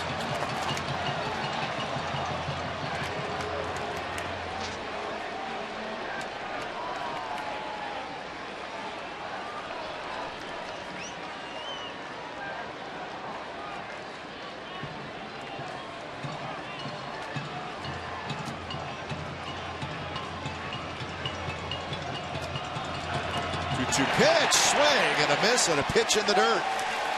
So Pujols strikes out with Trout at second base, and that's where he is stranded. Bottom of the 5th coming up. A's leading 4-2.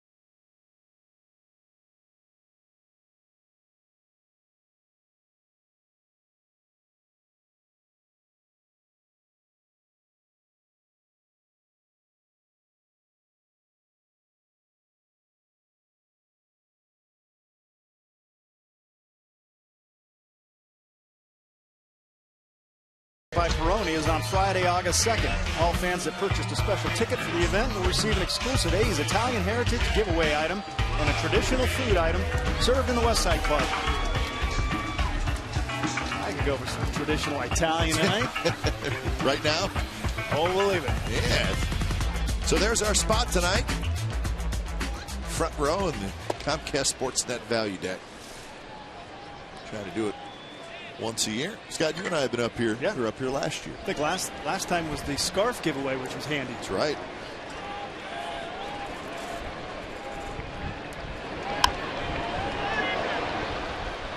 Foul ball by Lowry, just behind the A's dugout. Let's see, we don't want to spill any water or anything over the edge because that would trickle down into our good friends down in the radio booth, and we don't want that to happen. So we have to be careful up here. Right. They look warm and cozy.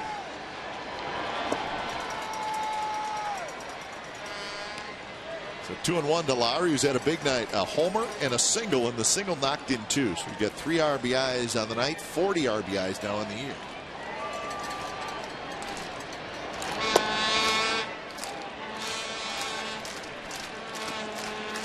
Jerome Williams in the 4th inning had his first 3 up, 3 down inning. Pitch number 84 coming up. He was knocking on the door, getting yanked. Blanton was up, hot, and no action now. Lowry hits it hard to Trumbo, handles a tough hop, takes it himself, and that's out number 1. So 5 in a row retired by Jerome Williams. Now batting, first baseman, number 20, Josh Donaldson. So that'll bring up Donaldson.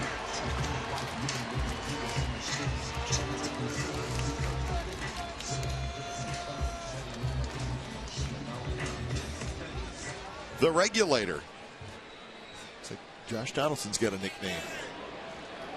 I like it. I like it. I don't even know what it means, but I don't either, but I like it.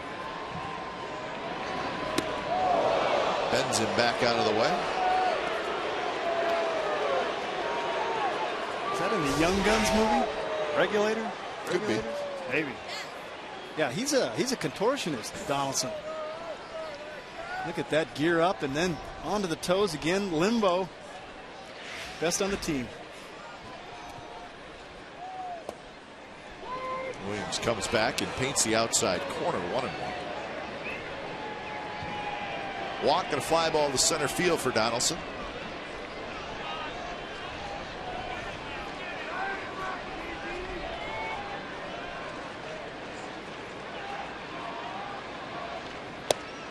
Again, right on the corner. So Williams maybe finding his groove.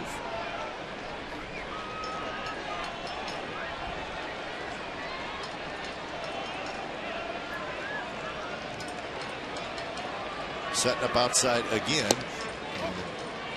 Cut fastball.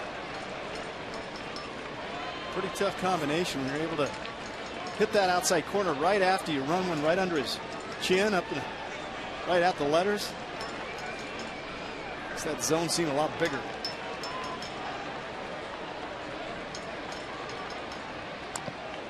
A breaking ball, and Donaldson got a piece, and it looked like it came up and hit Conger.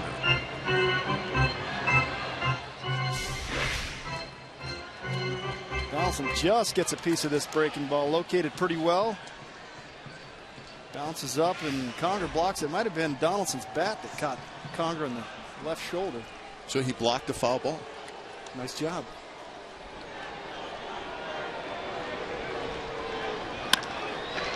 Hit hard toward Ibar, who eases to his left, makes a nice play, and that's out number 2.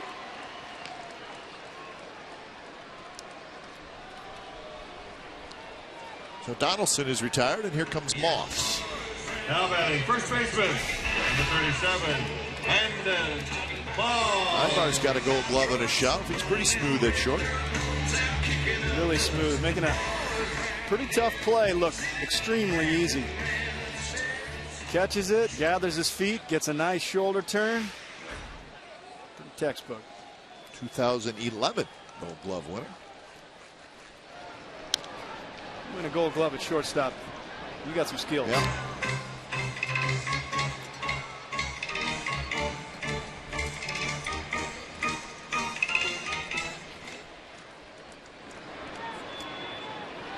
Moss had a base hit in the third. In the first, he had a fly ball to center field, and now he's behind in the count 0-2.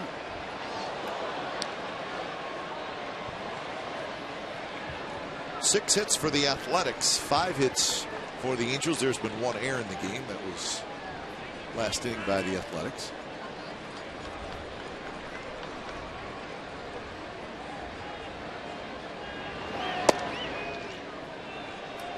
Williams trying for his second consecutive 3-up, 3-down inning.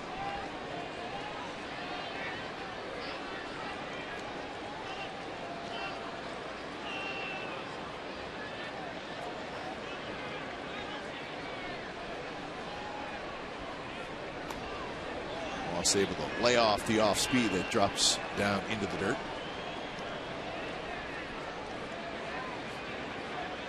Well, for a guy that was really out of sorts and making some bad misses over the plate, he has settled down. Similar to C.J. Wilson yesterday. He was battling, and all of a sudden, right around the 4th, he turned it around. And that one got a little bit of the umpire.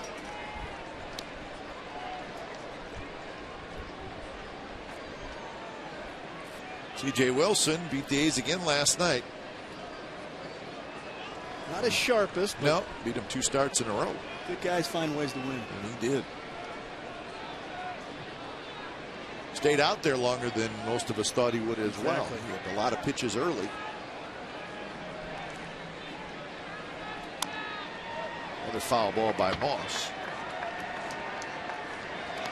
So the Angels are fine at the top of their rotation with Weaver and Wilson. Those 2 guys are very good. 123 pitches he ended up with.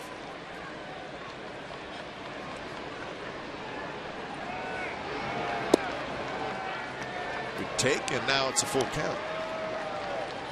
A couple change-ups from Williams, trying to see if Moss will chase. Nice job of laying off him.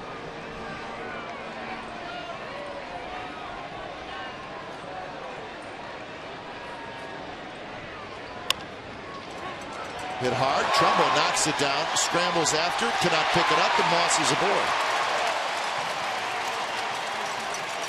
Trumbo had it, and then he dropped it, and then if he would have picked it up clean, they probably would have gotten Moss, but he could not do that. Moss hits this ball hard, and Trumbo kind of in between hops, blocks it. He's got time right here. You can see him lift his head just before he picks it up and ends up losing it. Knocks it down, chases it, tries to barehand it, but his head just creeps up and he doesn't get a good grip on the ball. But you're right, he'd have had him if he fields it clean the second time. So it goes as an error on Trumbo, so each team with an error now.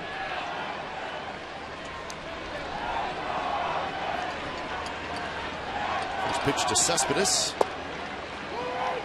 Breaking ball for a strike. Started in breaking ball last time.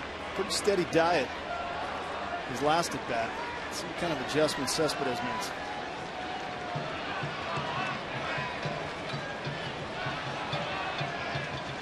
Cespedes struck out swinging in the 3rd inning. He misses that one, and it's 0-2. Good change up right there. Located nicely. Michael Kahn starts to throw hard, throwing right-handed.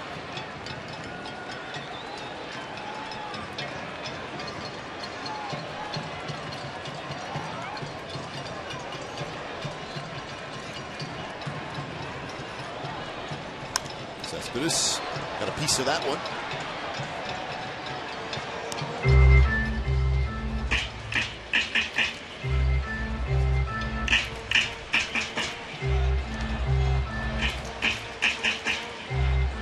Nice to have Cespedes certainly back in the lineup.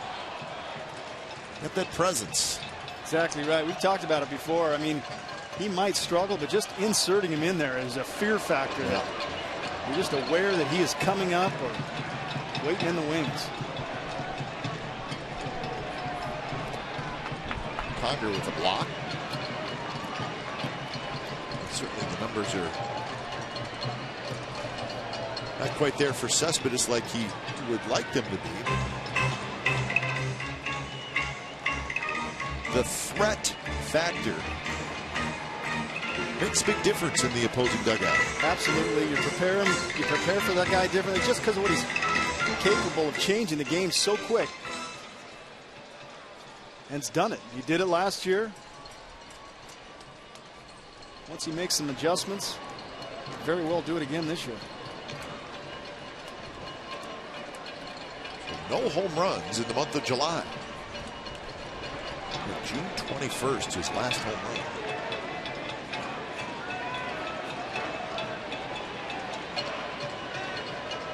run. 1-2 pitch. Got him with a breaking ball, so Cespedes strikes out for the second time. Side retired, and we're on to the 6th from the Coliseum. A's 4, Angels 2.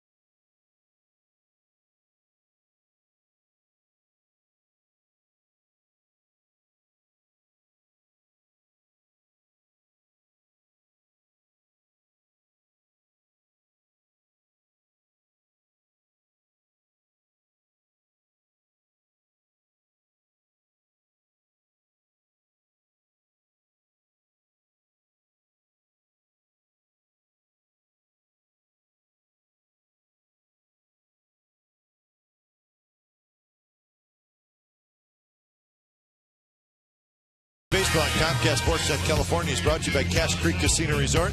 Cache Creek's endless summers, waves of cash every day. Visit CacheCreek.com for details. Hamilton leading it off in the top of the 6th. A's with a 4-2 lead. It's been 4-2 since after the second inning. 2-0 now to Hamilton, to be followed by Trumbo and Callaspo.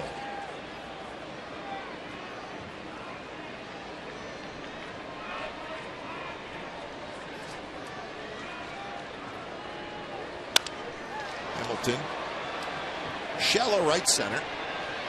It's going to be Coco Crisp who takes care of it. So Hamilton is retired. He's 1 for 3. And that'll bring up Trumbo. Cologne breaking out a changeup. Doesn't throw a lot of them, but he's got a good one. Got Hamilton out front and off the end right there.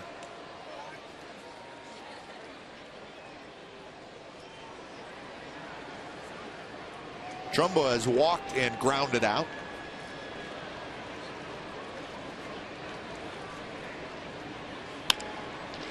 And he flips one into center, and Coco charging in, but he'll play it on a hop. So Trumbo has hit number 7 for the Angels. Trumbo first pitch swinging. Now batting, number 6. Fastball. Shoots it right back at the middle. Coco playing pretty deep. Busts in and wisely plays it on a hop.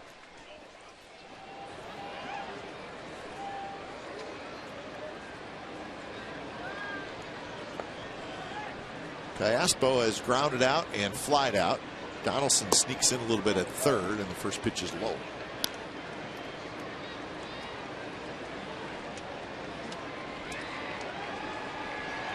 So pitch number 90 coming up for Cologne.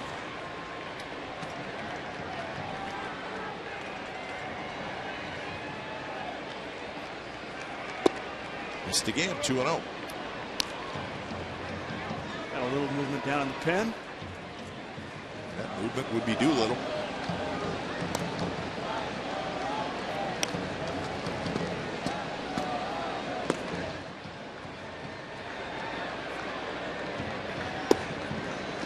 Doolittle quickly loosening up as Cologne catches the outside corner.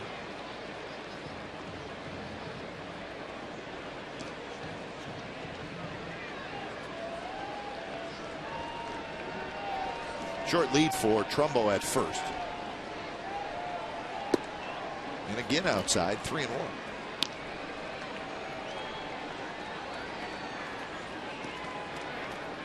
Eric Ibar, another switch hitter, waits in the on-deck circle.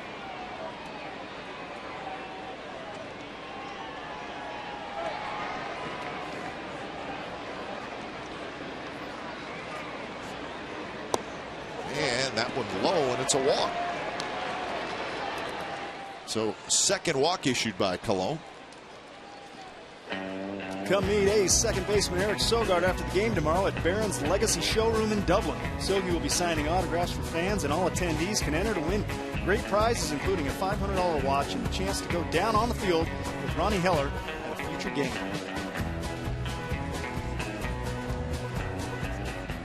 Well, Cologne has walked a couple. That does not happen very often.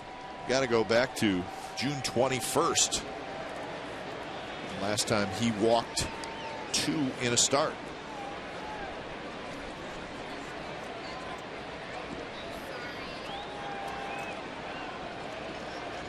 So Ibar's going to hit with Trumbo at second, Callaspo at first. Ibar. Ibar always seems to be a tough out in these spots. You know, even his outs have been hard. He's good at bats. Not going to really damage you with a long ball, but he's going to put a good at bat together. It's this one toward left field. Cespedes gets back. He's got it. So Ibar, swinging early, is retired. Well, hitters know that Cologne likes to work ahead, especially after he walks a guy. He's going to want to get that strike one. Ibar, the runner in scoring position, thinking he's going to get a cookie. He ends up flying out to the left. Big out there for Cologne. Hank Conger. So Conger steps in now, 2 on, 2 out. Conger has hit a fly ball to center, and he has struck out.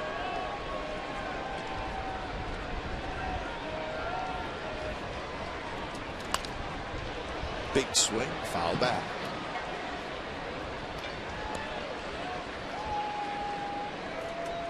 The crowd tonight is 27,429. 27429. Nice Friday night crowd. Yeah, great crowd.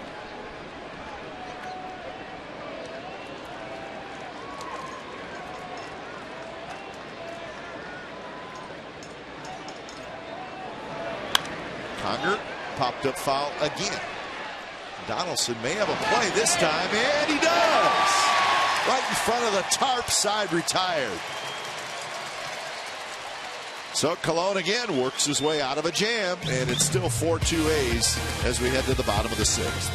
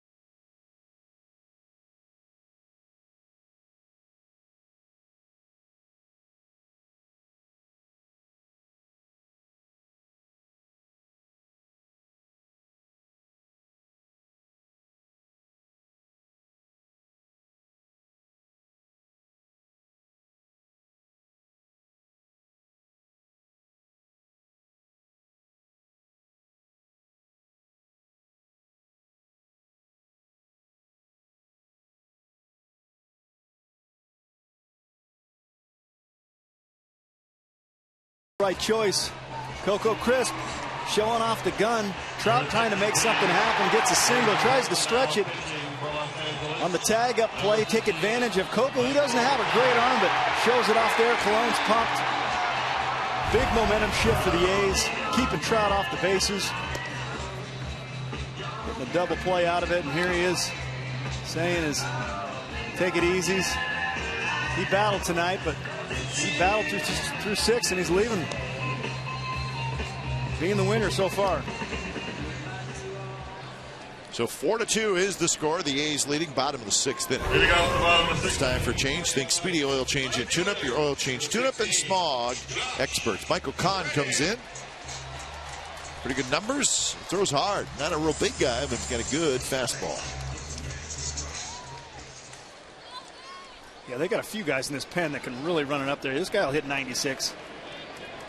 For a little guy like that, that's some arm speed.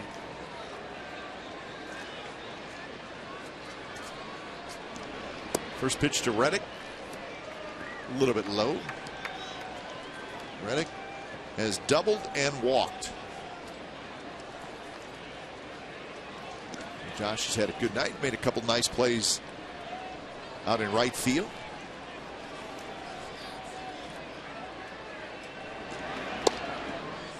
An outside corner strike. Good battle in the AL East this weekend, Scott, with the Rays playing the Yankees and the Red Sox playing the Orioles. So those top 4 teams. Reddick with a line drive, and that's a base hit to right field. So Reddick has his second hit, and he's on base for the 3rd time. Well, I see a comfort factor about Josh Reddick right now that I haven't seen in a long time. 3 at-bats in a row. He looks in sync. He looks like he's recognizing the ball. He's putting good swings. Not trying to do too much. That, folks, right there is a good sign.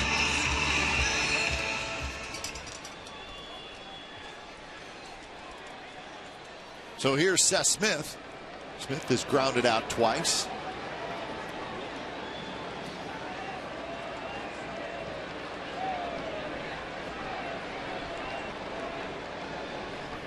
Smith pops it up. Callaspo, he's got it, step into fair territory. So Smith is retired. He's 0 for 3. And that'll bring up Vogt. So that AL East, the Rays won again. The Rays beat the Yankees 10-6. Number 21, Stephen. And we keep talking about Tampa Bay, but quite frankly, they're the team to talk about. They have won 20 out of their last 23 games. Yeah, that's hot. Hellickson over Sabathia. Alfonso Soriano, new Yankee, played left field and batted cleanup tonight. He was 0 for 5. He did knock in a run. The Rays continue to be the story. 20 out of 23. Wow. So they win. The other game, the Orioles shut out the Red Sox 6-0. Tillman got his 13th win over Lackey. A couple of home runs for Adam Jones. Machado homered. Hardy homered. So Boston loses. The Rays win. And the new top team in the AL East is the Rays. So they have marched all the way back and taken over first place. So Boston now a half game out. Wow, crazy division, huh? Baltimore 3.5 out. And the Yankees now 7 out. So the Yankees have to be careful. Oh, yeah. You got those 3 teams, all good teams, the Orioles, the Rays, and the Red Sox in front of you. September's going to have some showdowns over there.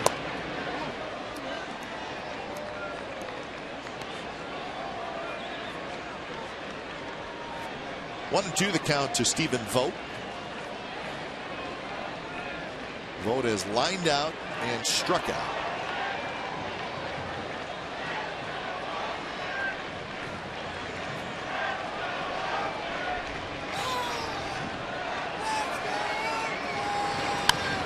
Vogt pitched down and in, fouls it back. The interleague series is the Tigers and the Phillies. Detroit beat Philadelphia 2-1. Pfister got the win. Cole Hamels pitched well but took the loss. Cole Hamels is 4-13. How do you explain that? Gosh. So the Tigers win and the Indians win. So Tigers lead remains 3 in the AL Central.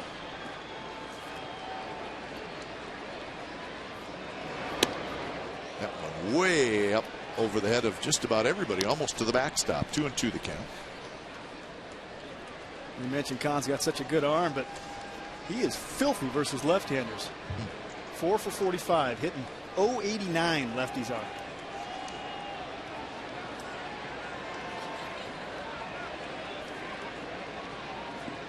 Good lead for Reddick.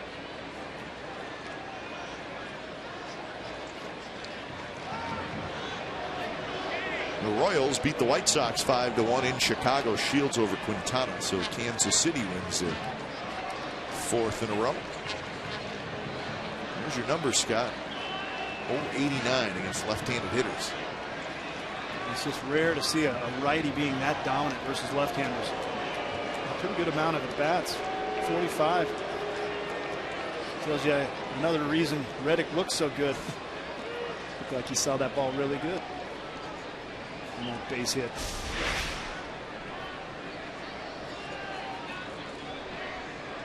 Pretty quick move. Trumbo stretch around for it. I said Reddick has a pretty good sized lead. Well, he got the base last time versus Williams, and he got about a 3-step head start. Socia doesn't want to see that again.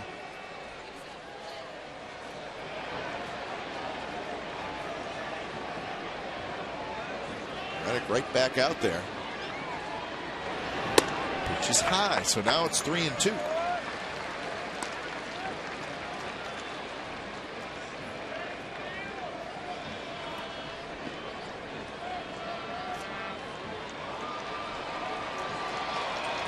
So we'll see if Reddick goes. You would think that he probably would. He's got a nice lead.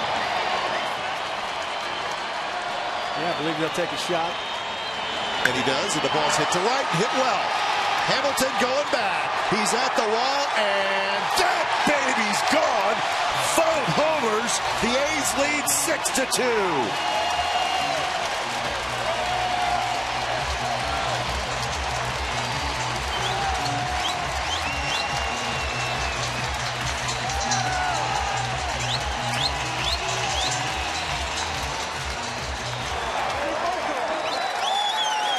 Well, so much for him being tough on lefties. Well, Vogt, you can see that ball is not an easy ball to get on top of, especially with a guy that has so much velocity. And to hit it that far, that's a strong man right there. Big hit by Vogt. Sogard swings at the first pitch. Shotgun the move. He's got it, and that's out number 2. Well, Vogt's done a ton of damage in AAA, and you can see right here why. This is a strong guy, and in order to get on top of a ball that is that high, that's chest letter high, against a guy that throws hard, you got to have some strong hands. And it wasn't a cheapie. That ball got out of here pretty good. Big 2-run home run. Stephen Vogt.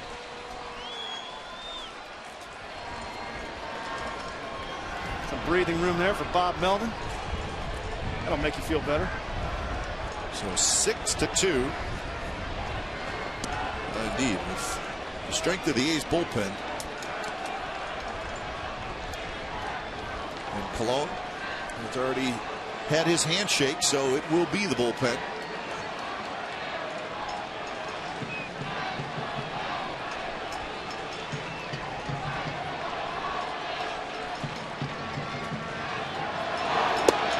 Takes strike down the outside corner. 1 for 3 tonight for Coco Crisp.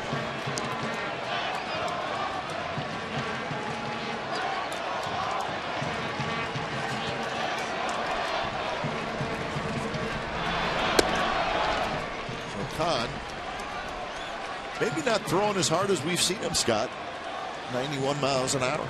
Yeah, his range is typically 93, 96, and really he's topped out at 93 and seems to be kind of forcing the issue a little bit, and it's just not coming out like he's accustomed.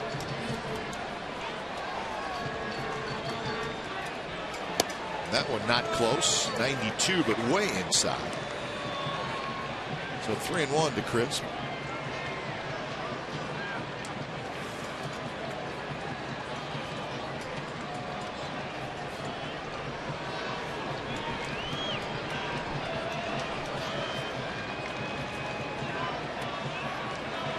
Khan is ready.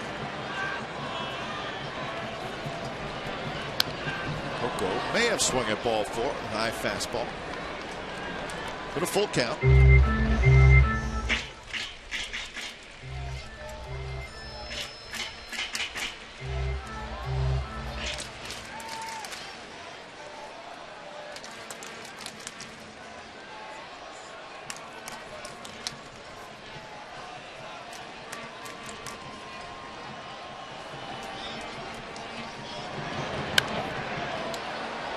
This one will be playable. And it's going to be Casco, the third baseman, right near the mound. He grabs it. Side retired. Stephen Vogt, 2-run homer, has that lead. 6-2. The A's lead after 6.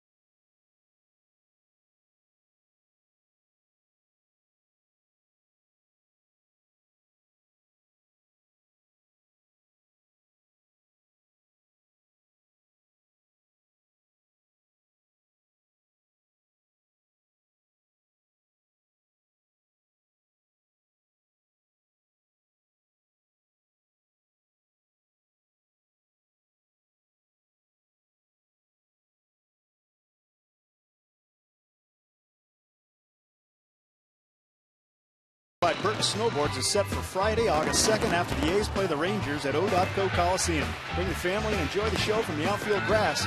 On-field capacity is limited. For more information and tickets, go to oaklandathletics.com/winner and be on the lookout for 2 new Burton Snowboards flagship stores opening this fall in Berkeley and San Francisco. You a ski or kite? A little, not a lot. Hey, once every couple of years, go up. The lodge is always nice. Sit when warm. When it's time for change, think Speedy Oil Change and Tune-Up. Your oil change, tune-up, and smog expert. So Ryan Cook comes in here in the 7th inning. We'll face Tommy Field, JB Shuck, and Mike Trout. So Cologne goes 6, gives up a couple of runs.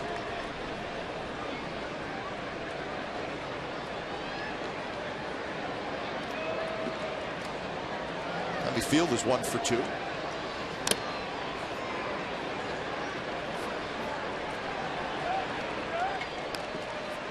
So the final line on Bartolo Colon. 7 hits, 2 walks, 2 strikeouts, and 96 pitches. 14th straight start with 6 innings pitched, 3 runs or less. How about that? That's pretty solid. And really tonight, you think about it, 2 runs, 6 innings, very good. And I think you and I would both agree, probably was not as sharp as we've seen it. I'm sure he'd say the same thing. But that tells you how good he is. Still have a very strong outing. Had trouble with this guy. He's not the only one.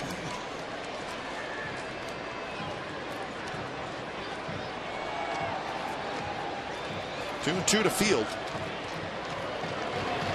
Good slider. Field strikes out, and that is out number 1 here in the 7th. Good slider there from Cook. Right at the outside corner. Bad miss by Tommy Field. J.B. Very much fooled by that pitch.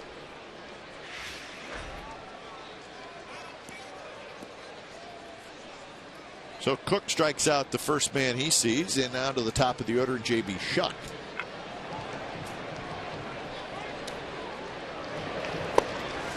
Fastball, 95 miles an hour, just a touch low. Not only 95, but a little two-seam sink, huh? Yeah.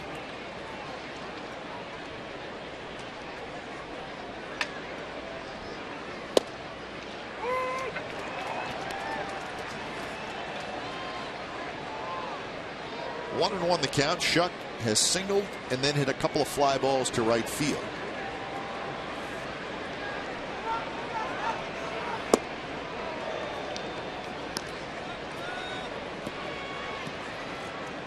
Couple of home runs tonight for the A's. Lowry and Vogt.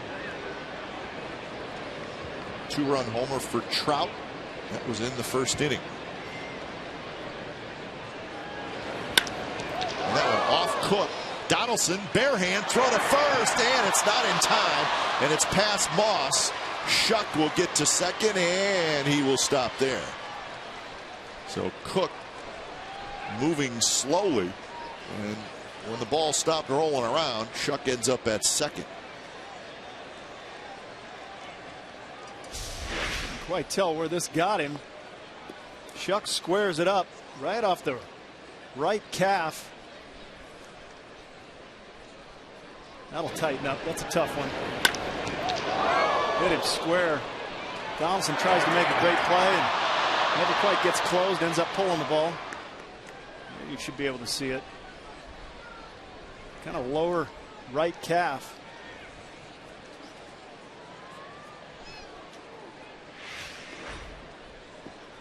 That'll leave a mark.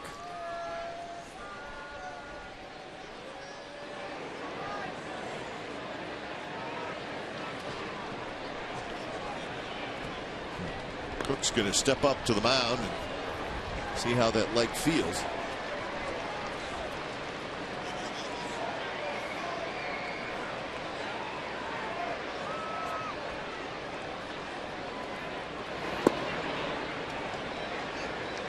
I think it'd be worse if it was his front leg, his landing leg, but it's his back leg. Walt Horn doing a terrific job as always. Assistant athletic trainer.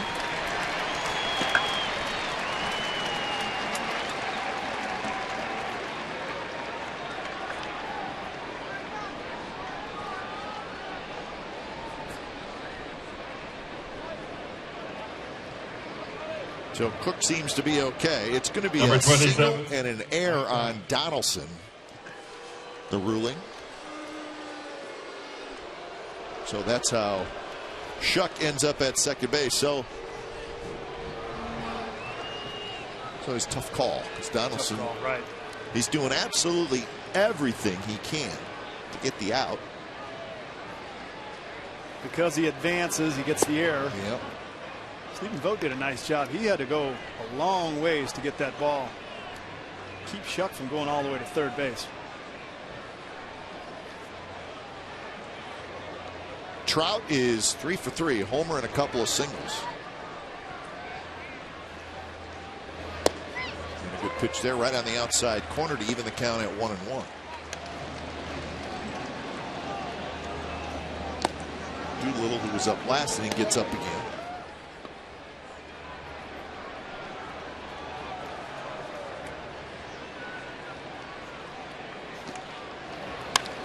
Trout hits it hard right at Lowry.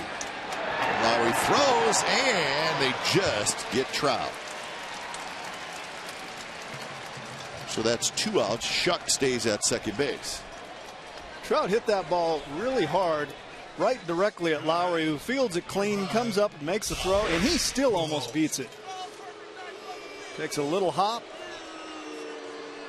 and he's still a step away. I tell you, it must be nice to run that fast down the line. Man.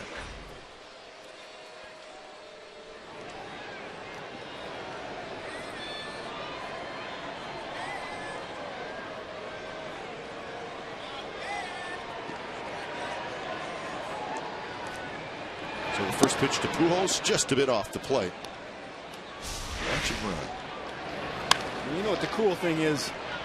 He runs hard every single time.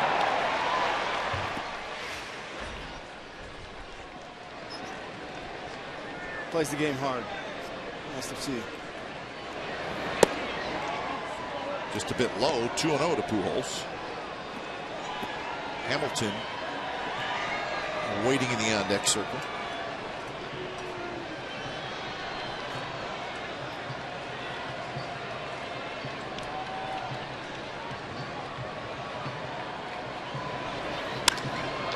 Pujols drives one toward right center. Coco's on the move. He's going to get there, and he's got it. Side retired, runner left. 7th inning stretch at the Coliseum. 6-2 Athletics.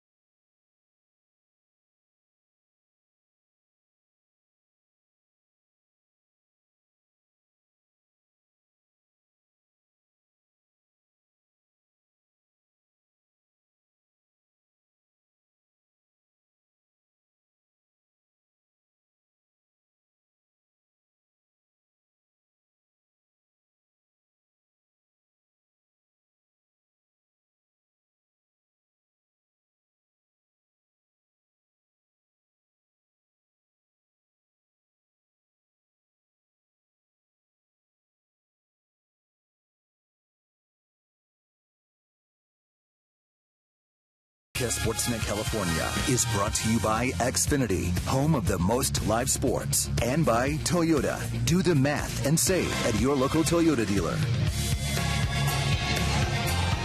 Here's our true story brought to you by McDonald's. May 21st of this year, Mike Trout hits for the cycle. Youngest player in AL history to do it at the age of 21 years and 288 days. Alex Rodriguez was the previous holder. He did it at 21 years old in 313 days. So Mike Trout, he's got a cycle under his belt. I think he's going to get another one. He'll have a good trophy case when it's all said and done. Yeah, there you go.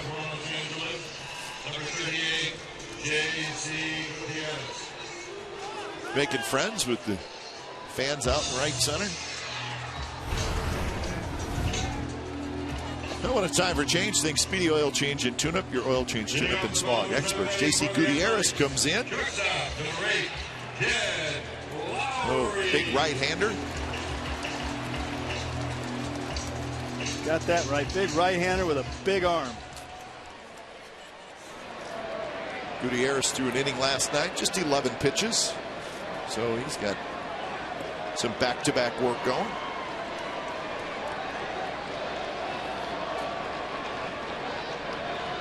Face man with 3 RBIs tonight. Ken Lowry, a homer and a 2-run single.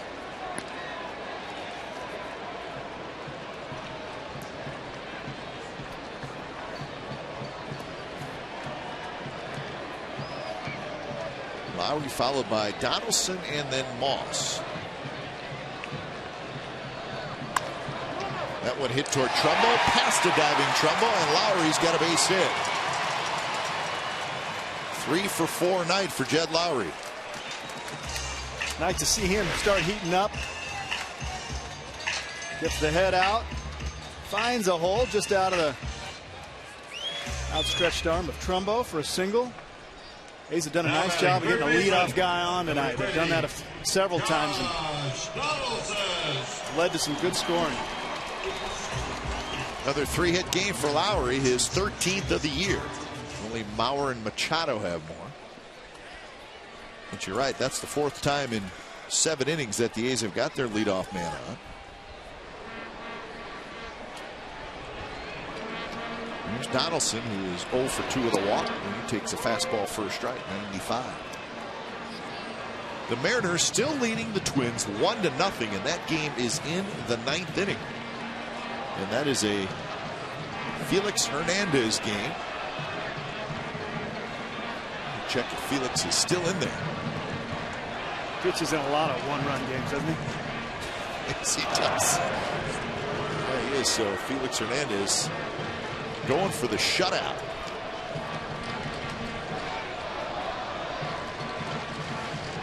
And the wives, fiancés, girlfriends of A's players are still running. I don't even they think are doing an awesome job. Yeah, they are. I don't even think they're sweating. And they got their shirt sleeves rolled up. We're up here freezing. It is getting chilly. There's no question about it. But that's all right. We're having a good time. We're staying warm. We got good energy up here.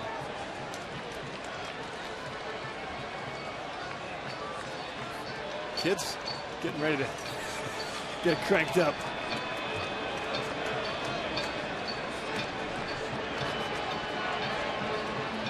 Donaldson takes a pitch in the dirt.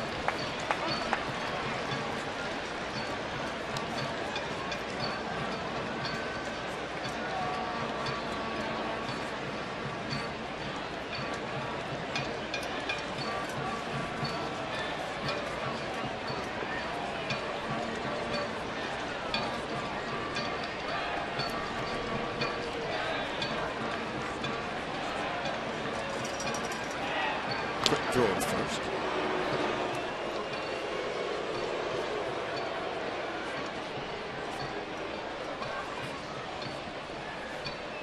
Moss will be next for the A's here in the bottom of the 7th inning.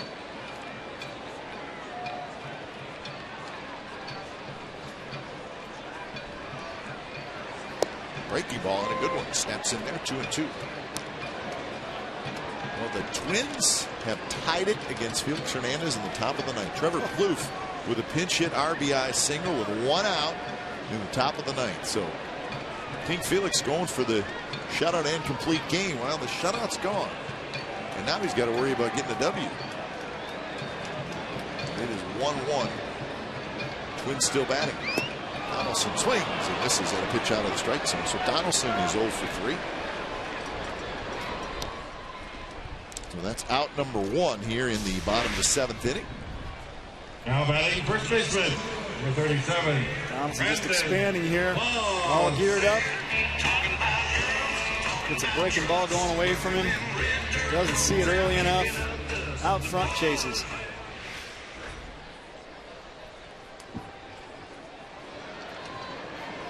So that'll bring up Moss.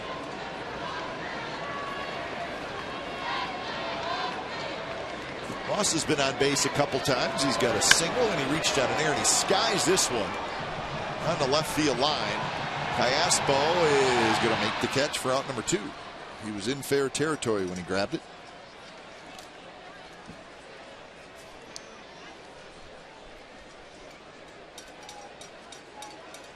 So Cespedes will head to the plate. Fielder, number 52, Yoenis Cespedes. Cespedes is 0 for 3. He's grounded out and he has struck out twice.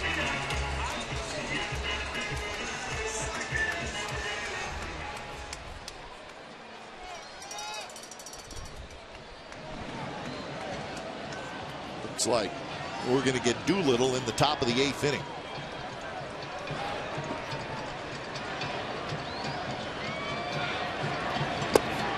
breaking ball. That time, Cespedes was able to lay off.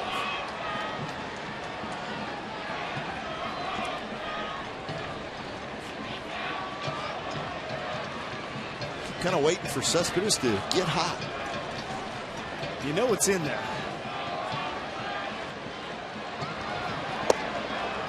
Show you that note in his last at bat, where his last home run was June 21st.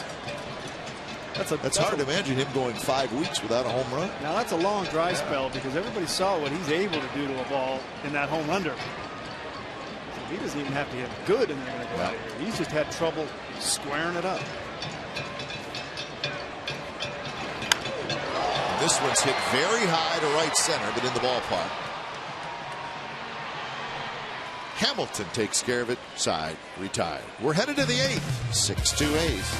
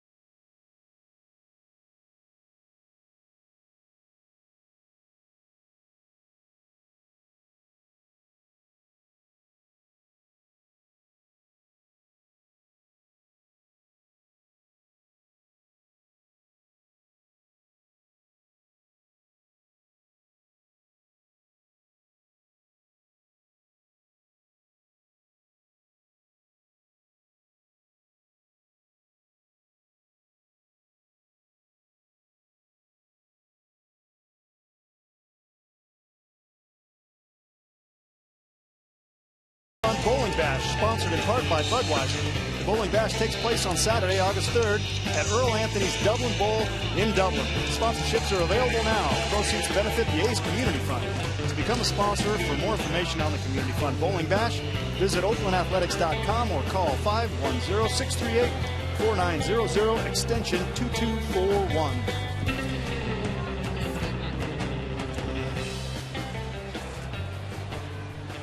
The A's lead, top of the 8th inning. It's time for change. Think Speedy Oil Change and Tune-Up. It's your oil change, tune-up, and smog experts. Doolittle to face Josh Hamilton. Fun matchup. And first pitch fastball, foul back. So Doolittle takes over for Cook, who pitched 1 inning. Gave up a hit, no runs, had a strikeout.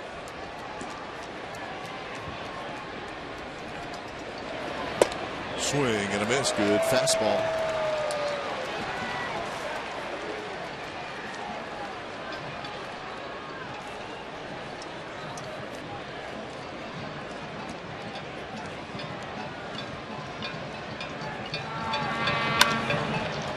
Driven to center, Coco on the move into left center, deep. Warning track, and he's got it. So Hamilton hit that ball well, but he's retired. 1 for 4. Number 44, Mark Doolittle didn't waste any time with Hamilton. Went right at him. Yeah. So Trumbo hits.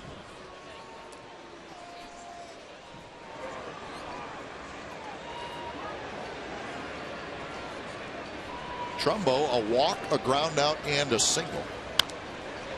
And this one is coming our way. Just a little bit short. get one up here. That's a foul ball. That does not happen very No, often. that's a long ways.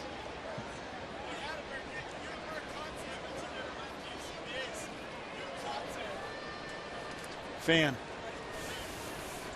Let's see, I believe the fan just said, Hatteberg, you're my favorite left-handed A's former player after Marcotte. Was that right? Is that right? In a nutshell. So somewhere very on that categorized. list. Yeah, yeah. There he goes. There's my favorite guy. Yeah, he's got former, Quite a list. Now batting. former left-handed hitters Born in December. born in December, and you were number 2.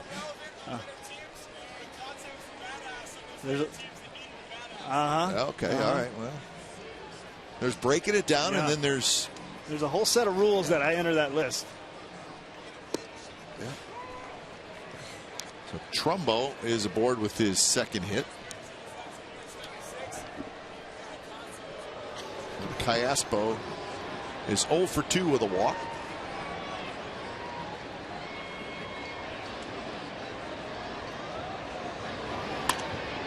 Cayaspo loops one foul down the right field line.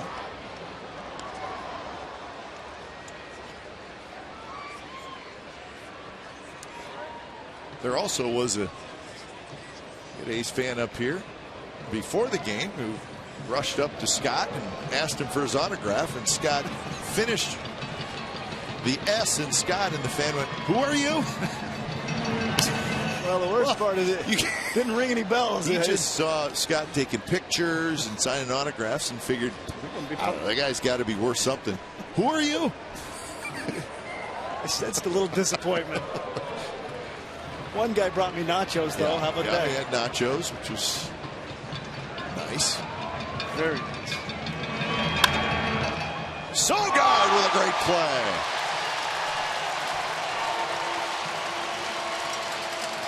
So that's out number 2. Sogard getting dirty and making a nice play. Well, after Trumbo hits a bullet,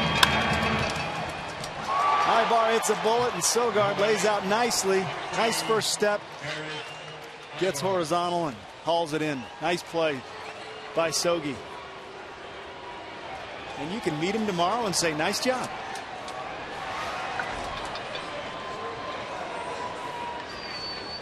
So here's Eric Ibar, who will swing around and hit from the right side, and he takes a big swing and a miss. Don't see that swing too much from the left side from Ibar. It's Kevin Jepson starting to throw. Trumbo is the runner at first, 2 outs.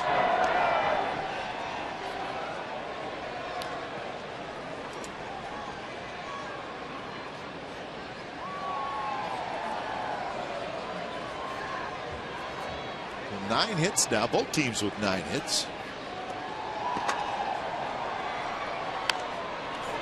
Check swing, Doolittle can't quite get it. Sogard charges, bare hit, got him.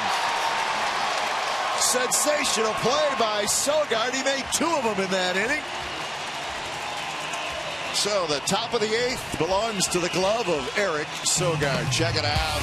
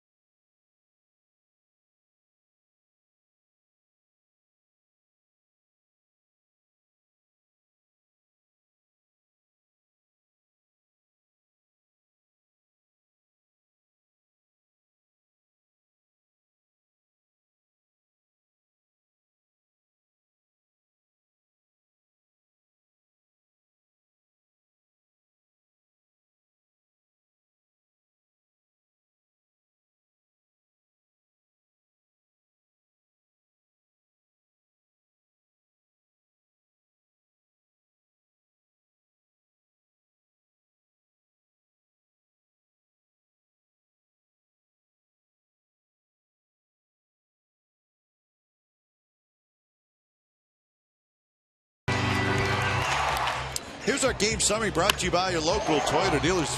Very first inning, second hitter of the game, Trout, a home run. Got a 2-run shot, but the A's would answer back. Lowry, a solo shot in the bottom of the first. And then in the second inning, the A's would do more damage. Again, it was Lowry, a 2-out, 2-run single. The A's scored 3 times in the second inning. And then Stephen Vogt just back to the big leagues, a 2-run shot in the 6th inning. So we are now in the bottom of the 8th inning, 2-9-1 for the Angels, 6-9-2 for the Athletics. Jerome Williams, 4 earned runs in 5 innings. Colon, 2 earned runs in 6 innings. So Bartolo Colon in decent shape to get his 14th win of the year. A little work to do yet. That's our game summary brought to you by your local Toyota dealers.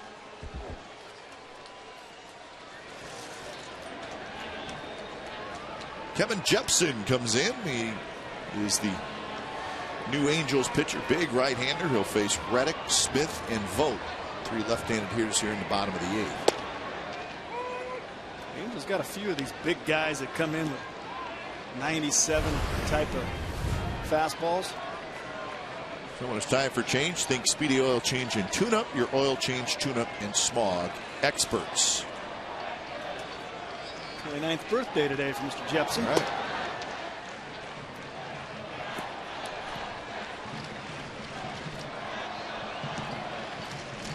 Reddick's had a good night. Doubled and scored in the 2nd. Walked, stole the base in the 3rd. Singled and scored in the 6th. 2 for 2 with 2 runs scored. Looked really good at the plate today. Had some really good swings. On time, barreling balls. I was talking to Chili Davis, and I struggled a lot of the year. He's injured, which might have been part of the reason, but it's tough to salvage a whole year, so you think, oh, I got to hit this and that, but he's really reiterating to these guys, especially him, that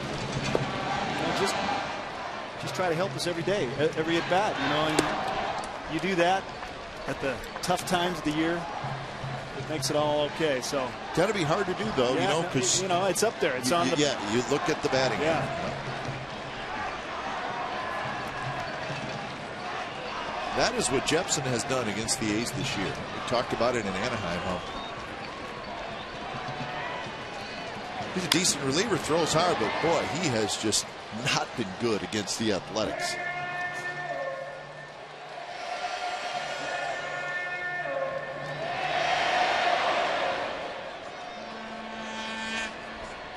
Bottom of the order has done a lot of damage for the A's tonight. It's Howie Kendrick who's getting the night off.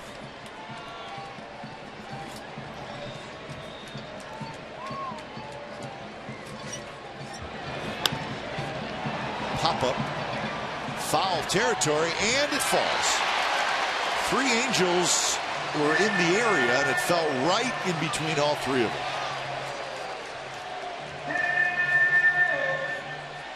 Well, it never really got that high. Caspo shaded over a little bit. Tough play for him. It ends up becoming a catcher-pitcher type of scenario, and usually pitchers are not involved. Kind of a no man's land.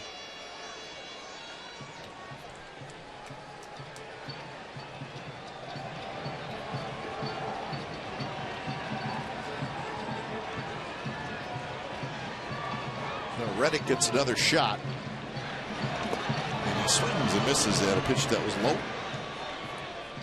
So Reddick is retired. What an inning for Eric Sogard defensively. Let's check it out. Little dribbler. Ivar, he can really run. Sogard has to absolutely come full tilt.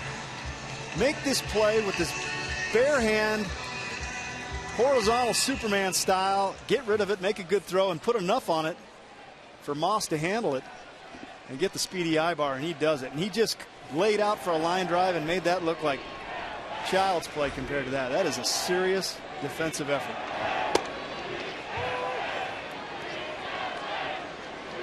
So 2 nice plays. He go and grabbed the line drive as well in that half inning.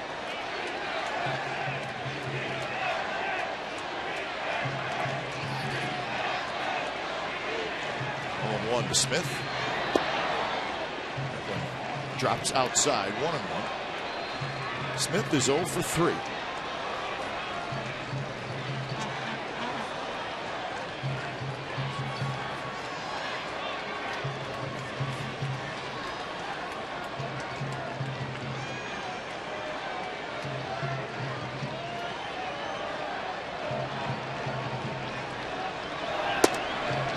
That Mariners game is now in extra innings. The Twins and the Mariners 1-1 in the 10th. So we told you Felix Hernandez got to within 2 outs of a shutout, and the Twins scored a run.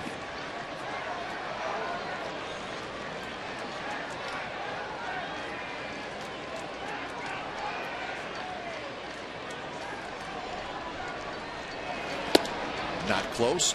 3-1, 96 miles an hour. Blevins is warming up for the A's. For the Angels in the ninth, it'll be Conger, Field, and Shuck.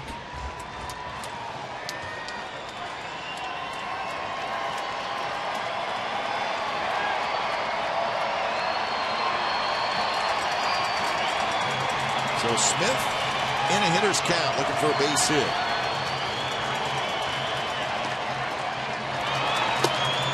Seth Smith would take a little roller up the third base line right about now. He absolutely would. He's 0 for his last 25.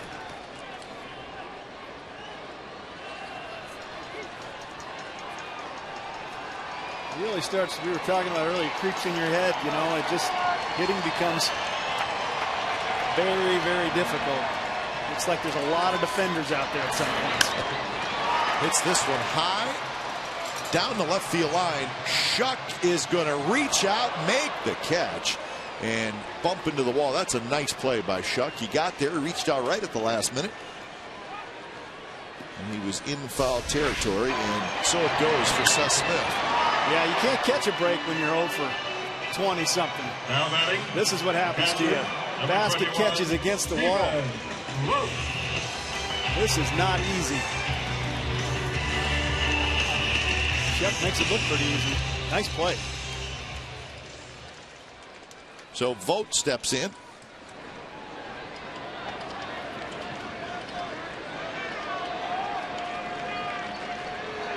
Vogt with a 2-run homer in the 6th inning.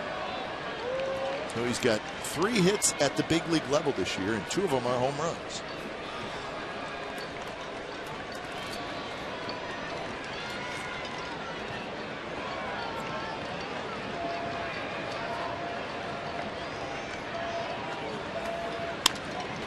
And he's going to have another hit. Slashes one to left field. So the A's have 10 hits. Vogt has 2 of them.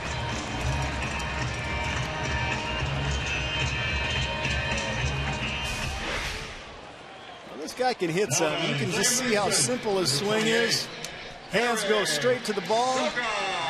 Shows that he can not only hit him out of the ballpark, but he can spray it around the yard a little too. Nice piece of hitting there to Stephen Vogt.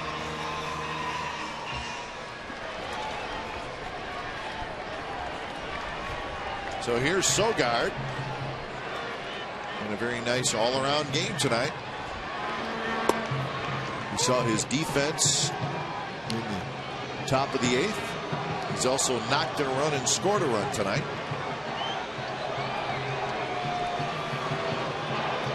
So good work tonight from the bottom of the A's order.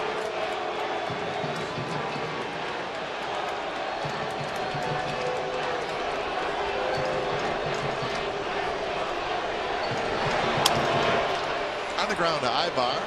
He'll go across the diamond. Side retired. Top of the 9th. A's 3 outs away from a win. They lead 6-2. Blevins coming in.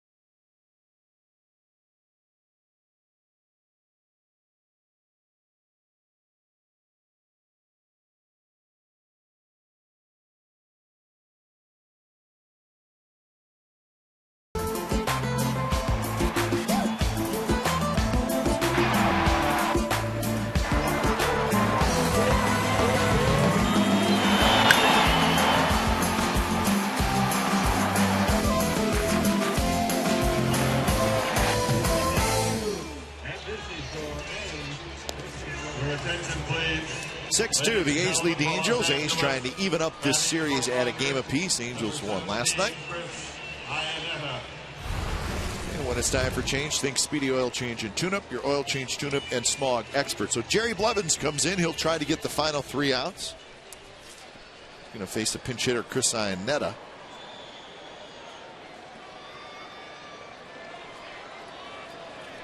So Iannetta to hit for Conger here in the top of the 9th.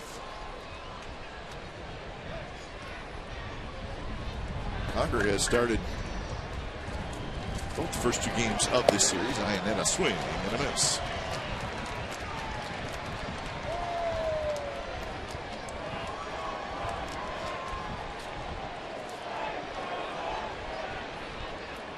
Rays post-game live coming up right after the final out.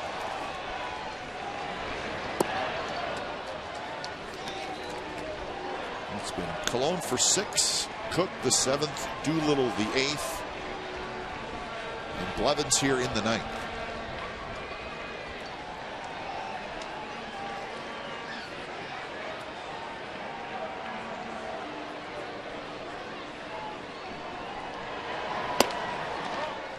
Fastball just missed a bit outside. Just missed.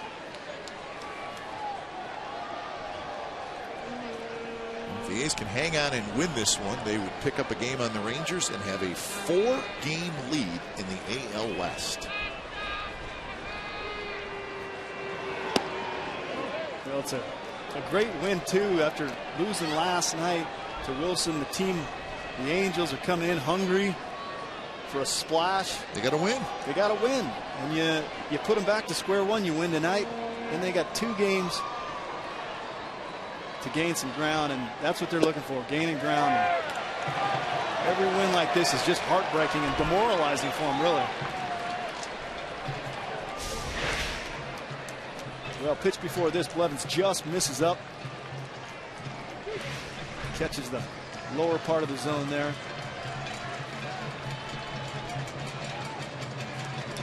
Payoff pitch, and Iannetta holds up, and it's a leadoff walk. Time now for the AT&T U-verse Reverse Rewind. Bartolo Colon came out of the gates a little bit rusty. Settled down after giving up the 2-run home run by Trout. Pitched clean after that. Wasn't the most efficient, but good pitchers find a way, and he did it tonight. So when it was all said and done, Colon went 6 innings, 7 hits, and the 2 runs. First inning home run by Trout. That's it. A's did a nice job of quickly getting the game tied back up and eventually a lead for him. He took it from there, which he's been doing all year.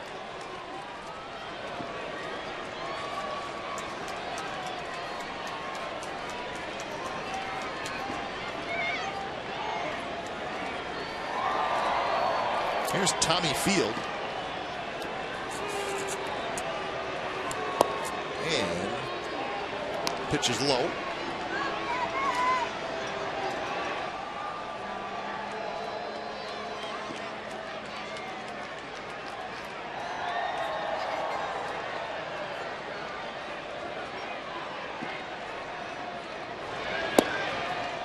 Field taken all the way, and we're going to have another meeting on the mound. Well, the one thing you don't want to do if you're Jerry Blevins is give away free passes with the top of the order coming up.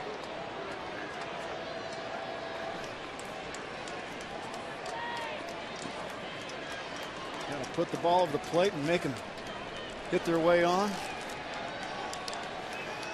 So 2-0 to Field with the top of the order waiting. 3-0. So you got to believe, Scott, that Tommy Field he may be taking 1, he may be taking 2. Yeah, for sure here. I think he's been taking in this at bat for a while. That one in for a strike. Good chance that he's taken here again, like you said.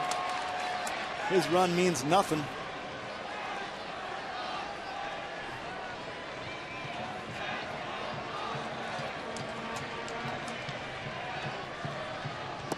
And it's inside, and it's back-to-back walks by Blevins to start the 9th inning.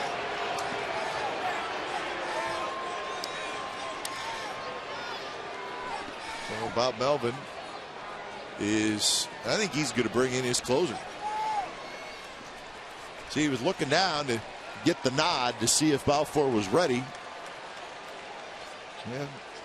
May have hesitated with the lefty shuck coming up, but who knows? So we'll be back.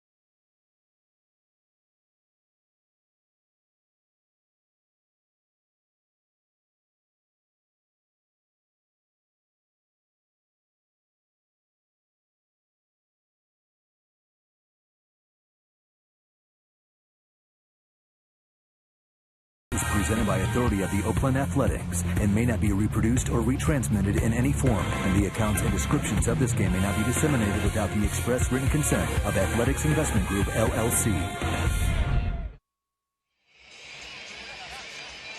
Our next televised game here on Comcast Sportsnet California will be Sunday. It'll be the final game of the series.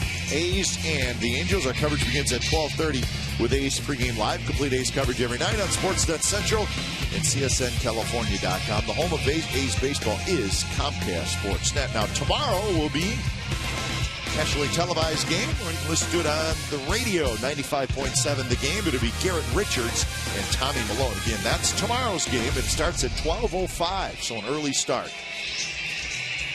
So that's tomorrow, and then we'll be back with you on Sunday for the series finale. So Grant Balfour is in, and if you do the math, is the tying run in the on-deck circle when he comes in?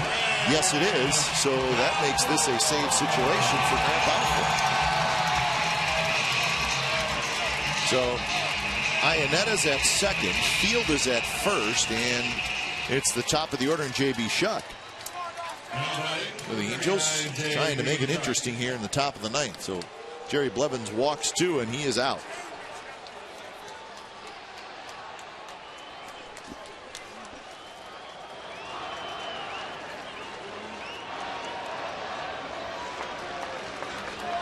So Balfour walking around on the mound. Now he's ready.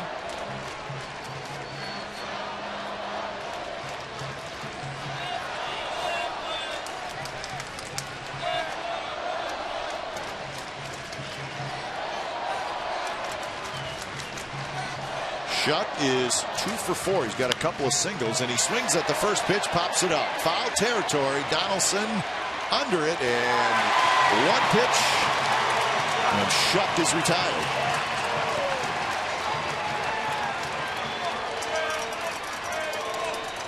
So Shuck, a very slow walk back to the dugout. Now batting, number 27. A little surprised he's swinging at the first pitch here. Well, it's funny, you know. You're right. You're surprised, but then you look where the pitch was. Pretty good pitch right to handle. down the middle. Right, yeah. Knows most likely ball four is going to come right at him, and he did. This was a little late on it. So here's Trout. Pujols in the on-deck circle.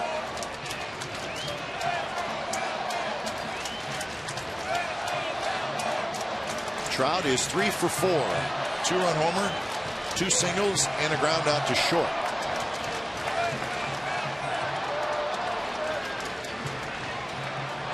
Force call and vote out. You know, new catcher got to make sure things are right with the signals. It's always tough with a new catcher. There's so many different sets of signs. Some can be pretty intricate.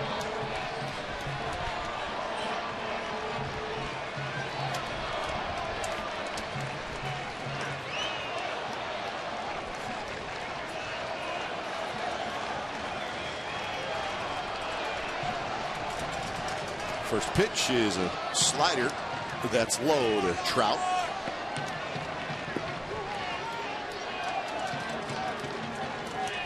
Oh for 4 with 3 strikeouts and a couple of walks for Trout in his career against Balfour.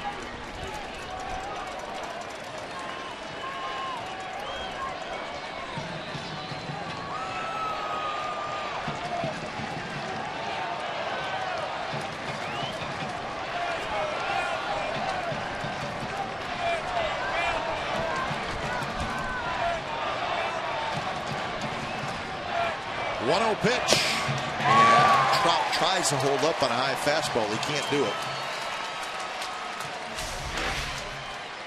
Get some straight cheese right here, and doesn't seem like Trout sees the pitch out of Balfour's hand real well. Late decision here. Try to hold up. Way too late.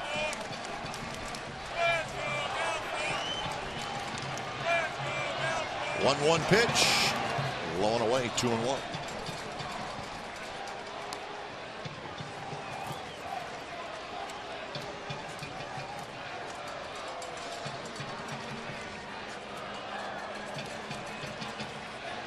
Balfour on for Blevins here in the 9th. And that's what's waiting in the on-deck circle.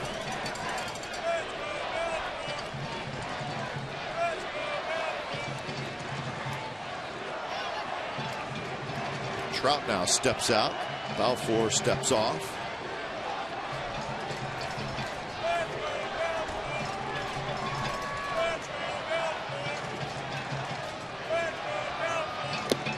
Trout tries to hold up again. A foul tip, and it's 2-2. So Trout has chased a couple of high fastballs. Well, just unsure. He doesn't know when to pull the trigger, and his recognition of the pitch is just not there. This is a guy who lets the ball get very deep and is very decisive with his swings. He just does not seem to see the ball out of Balfour's hand really well. 2-2 pitch, swing and a miss. So that is out number 2 here in the 9th. And a big out.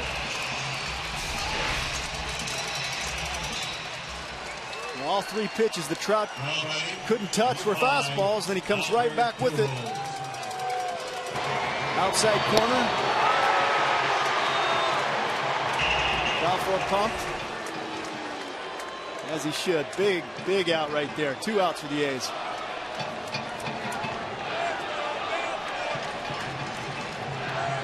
So here's Pujols. Fastball, swing and a miss right around the letters. You can see that fastball from Balfour. It kind of rides up in the zone, almost takes off on you. See some of these guys at the last minute realize the ball's going to be up, but end up still having to chase it. And when it's that hard, that high in the zone, it's tough to catch up to. Pujols is 0 for 4 tonight. And that one hits somebody, and the ball goes toward the dugout of the Angels. That may have hit the umpire. Yeah, that looked ugly. That hit somebody. Everybody's upright. That's good. So the runners move up 2nd and 3rd now. Well, this is completely crossed up right here. I mean, there's no way Vogt was ready for this fastball. I mean, he was a day late getting his glove up. We're talking about the signs right now. They had an earlier discussion. Sometimes pitchers don't see real well. They're not used to a certain guy giving signs. Gets darker at night and tougher to see the fingers. Possibly the case here. So 1-1 the count.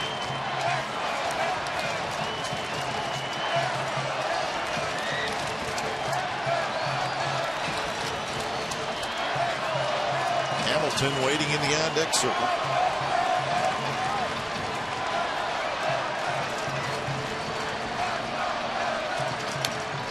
Good swing there by Pujols, and a fastball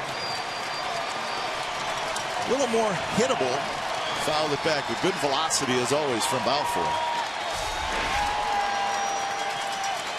See, Pujols almost takes no stride. He's trying to be as short and simple and quick as he can be. His ball just seems to get on you.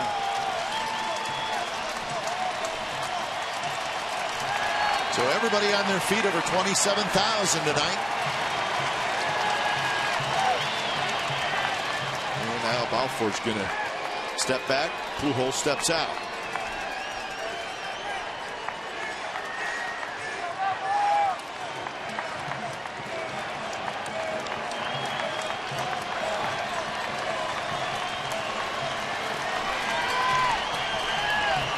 So Balfour's ready. 1-2 pitch is up and in to Albert. 92 miles an hour that time.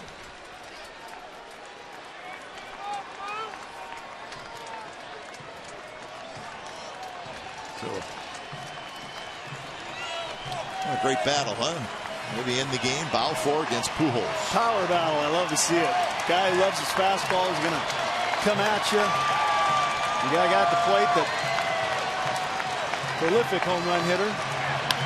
And there's a line drive, and it's fair. Headed for the left field corner. 2 runs are going to score. And Pujols will get to first. He'll stop there, and it's 6-4. So that ball right on the chalk, it looked like. Wow, that was close. Pujols shows some quick hands right here. Fastball in, no stride. Hits it right dead on the chalk. Scores 2 for the Angels and changes the whole situation here too. But both those runs are charged to Blevins. Those are the 2 walks that come in. Running for Pujols, number 19, Colin Cowgill. So Cowgill will pinch run. Now batting, number 32, Josh Hamilton.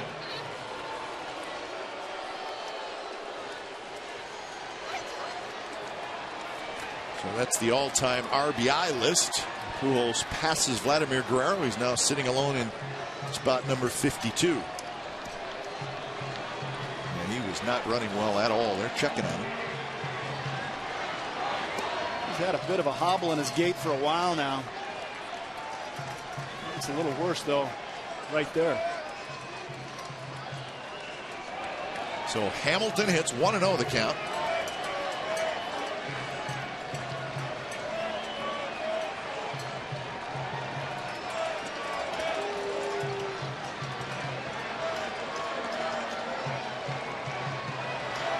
Swing and a miss by Hamilton, and the count is even at 1-1.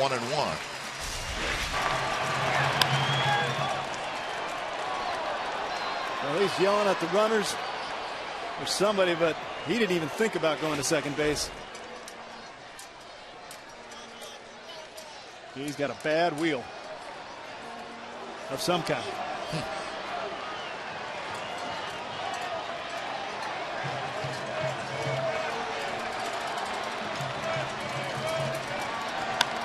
Hamilton rips one down the line, but well foul. 3 straight breaking balls from Balfour. So it's 1-2 to Hamilton.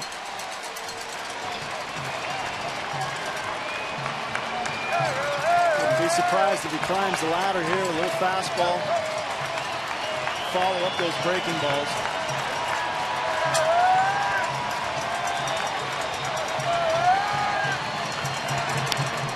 Hamilton loops one down the left field line, and it is foul.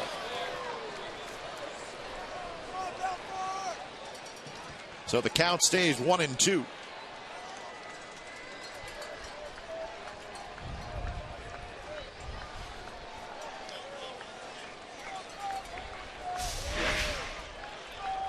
Well, he does come with a fastball, and you can see Stephen Vogt giving a high target.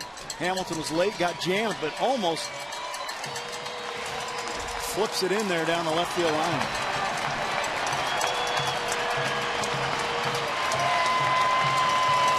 So again, 1-2. And the pitch way high with a fastball.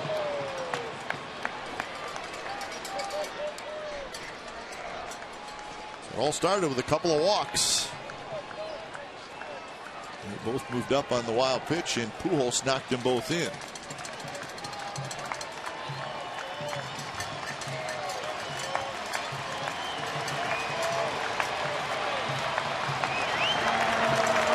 Balfour's ready.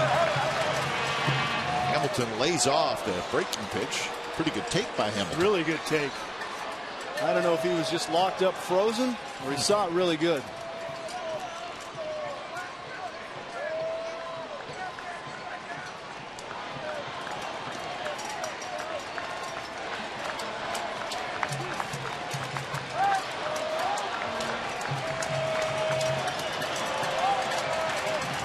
So full count. Cowgill, the pinch runner, he's going to take off.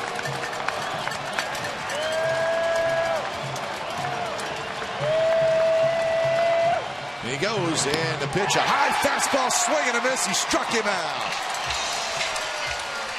So the Angels get a couple, but not enough. And the A's win game 2 of the series by a final score of 6-4. So Balfour strikes out Hamilton to get the save. Well, I thought he'd get him to chase something up, and after he took that breaking ball to get to full count, I think Hamilton was frozen, and here he was just going to let it eat no matter what he saw. So game 2 of the series goes to the Oakland Athletics. The final score, A's 6 and the Angels 4. You've been watching Oakland A's baseball on Comcast Sportsnet California. Don't go away. A's postgame live with Roxy Bernstein and Biff Roberts starts right now.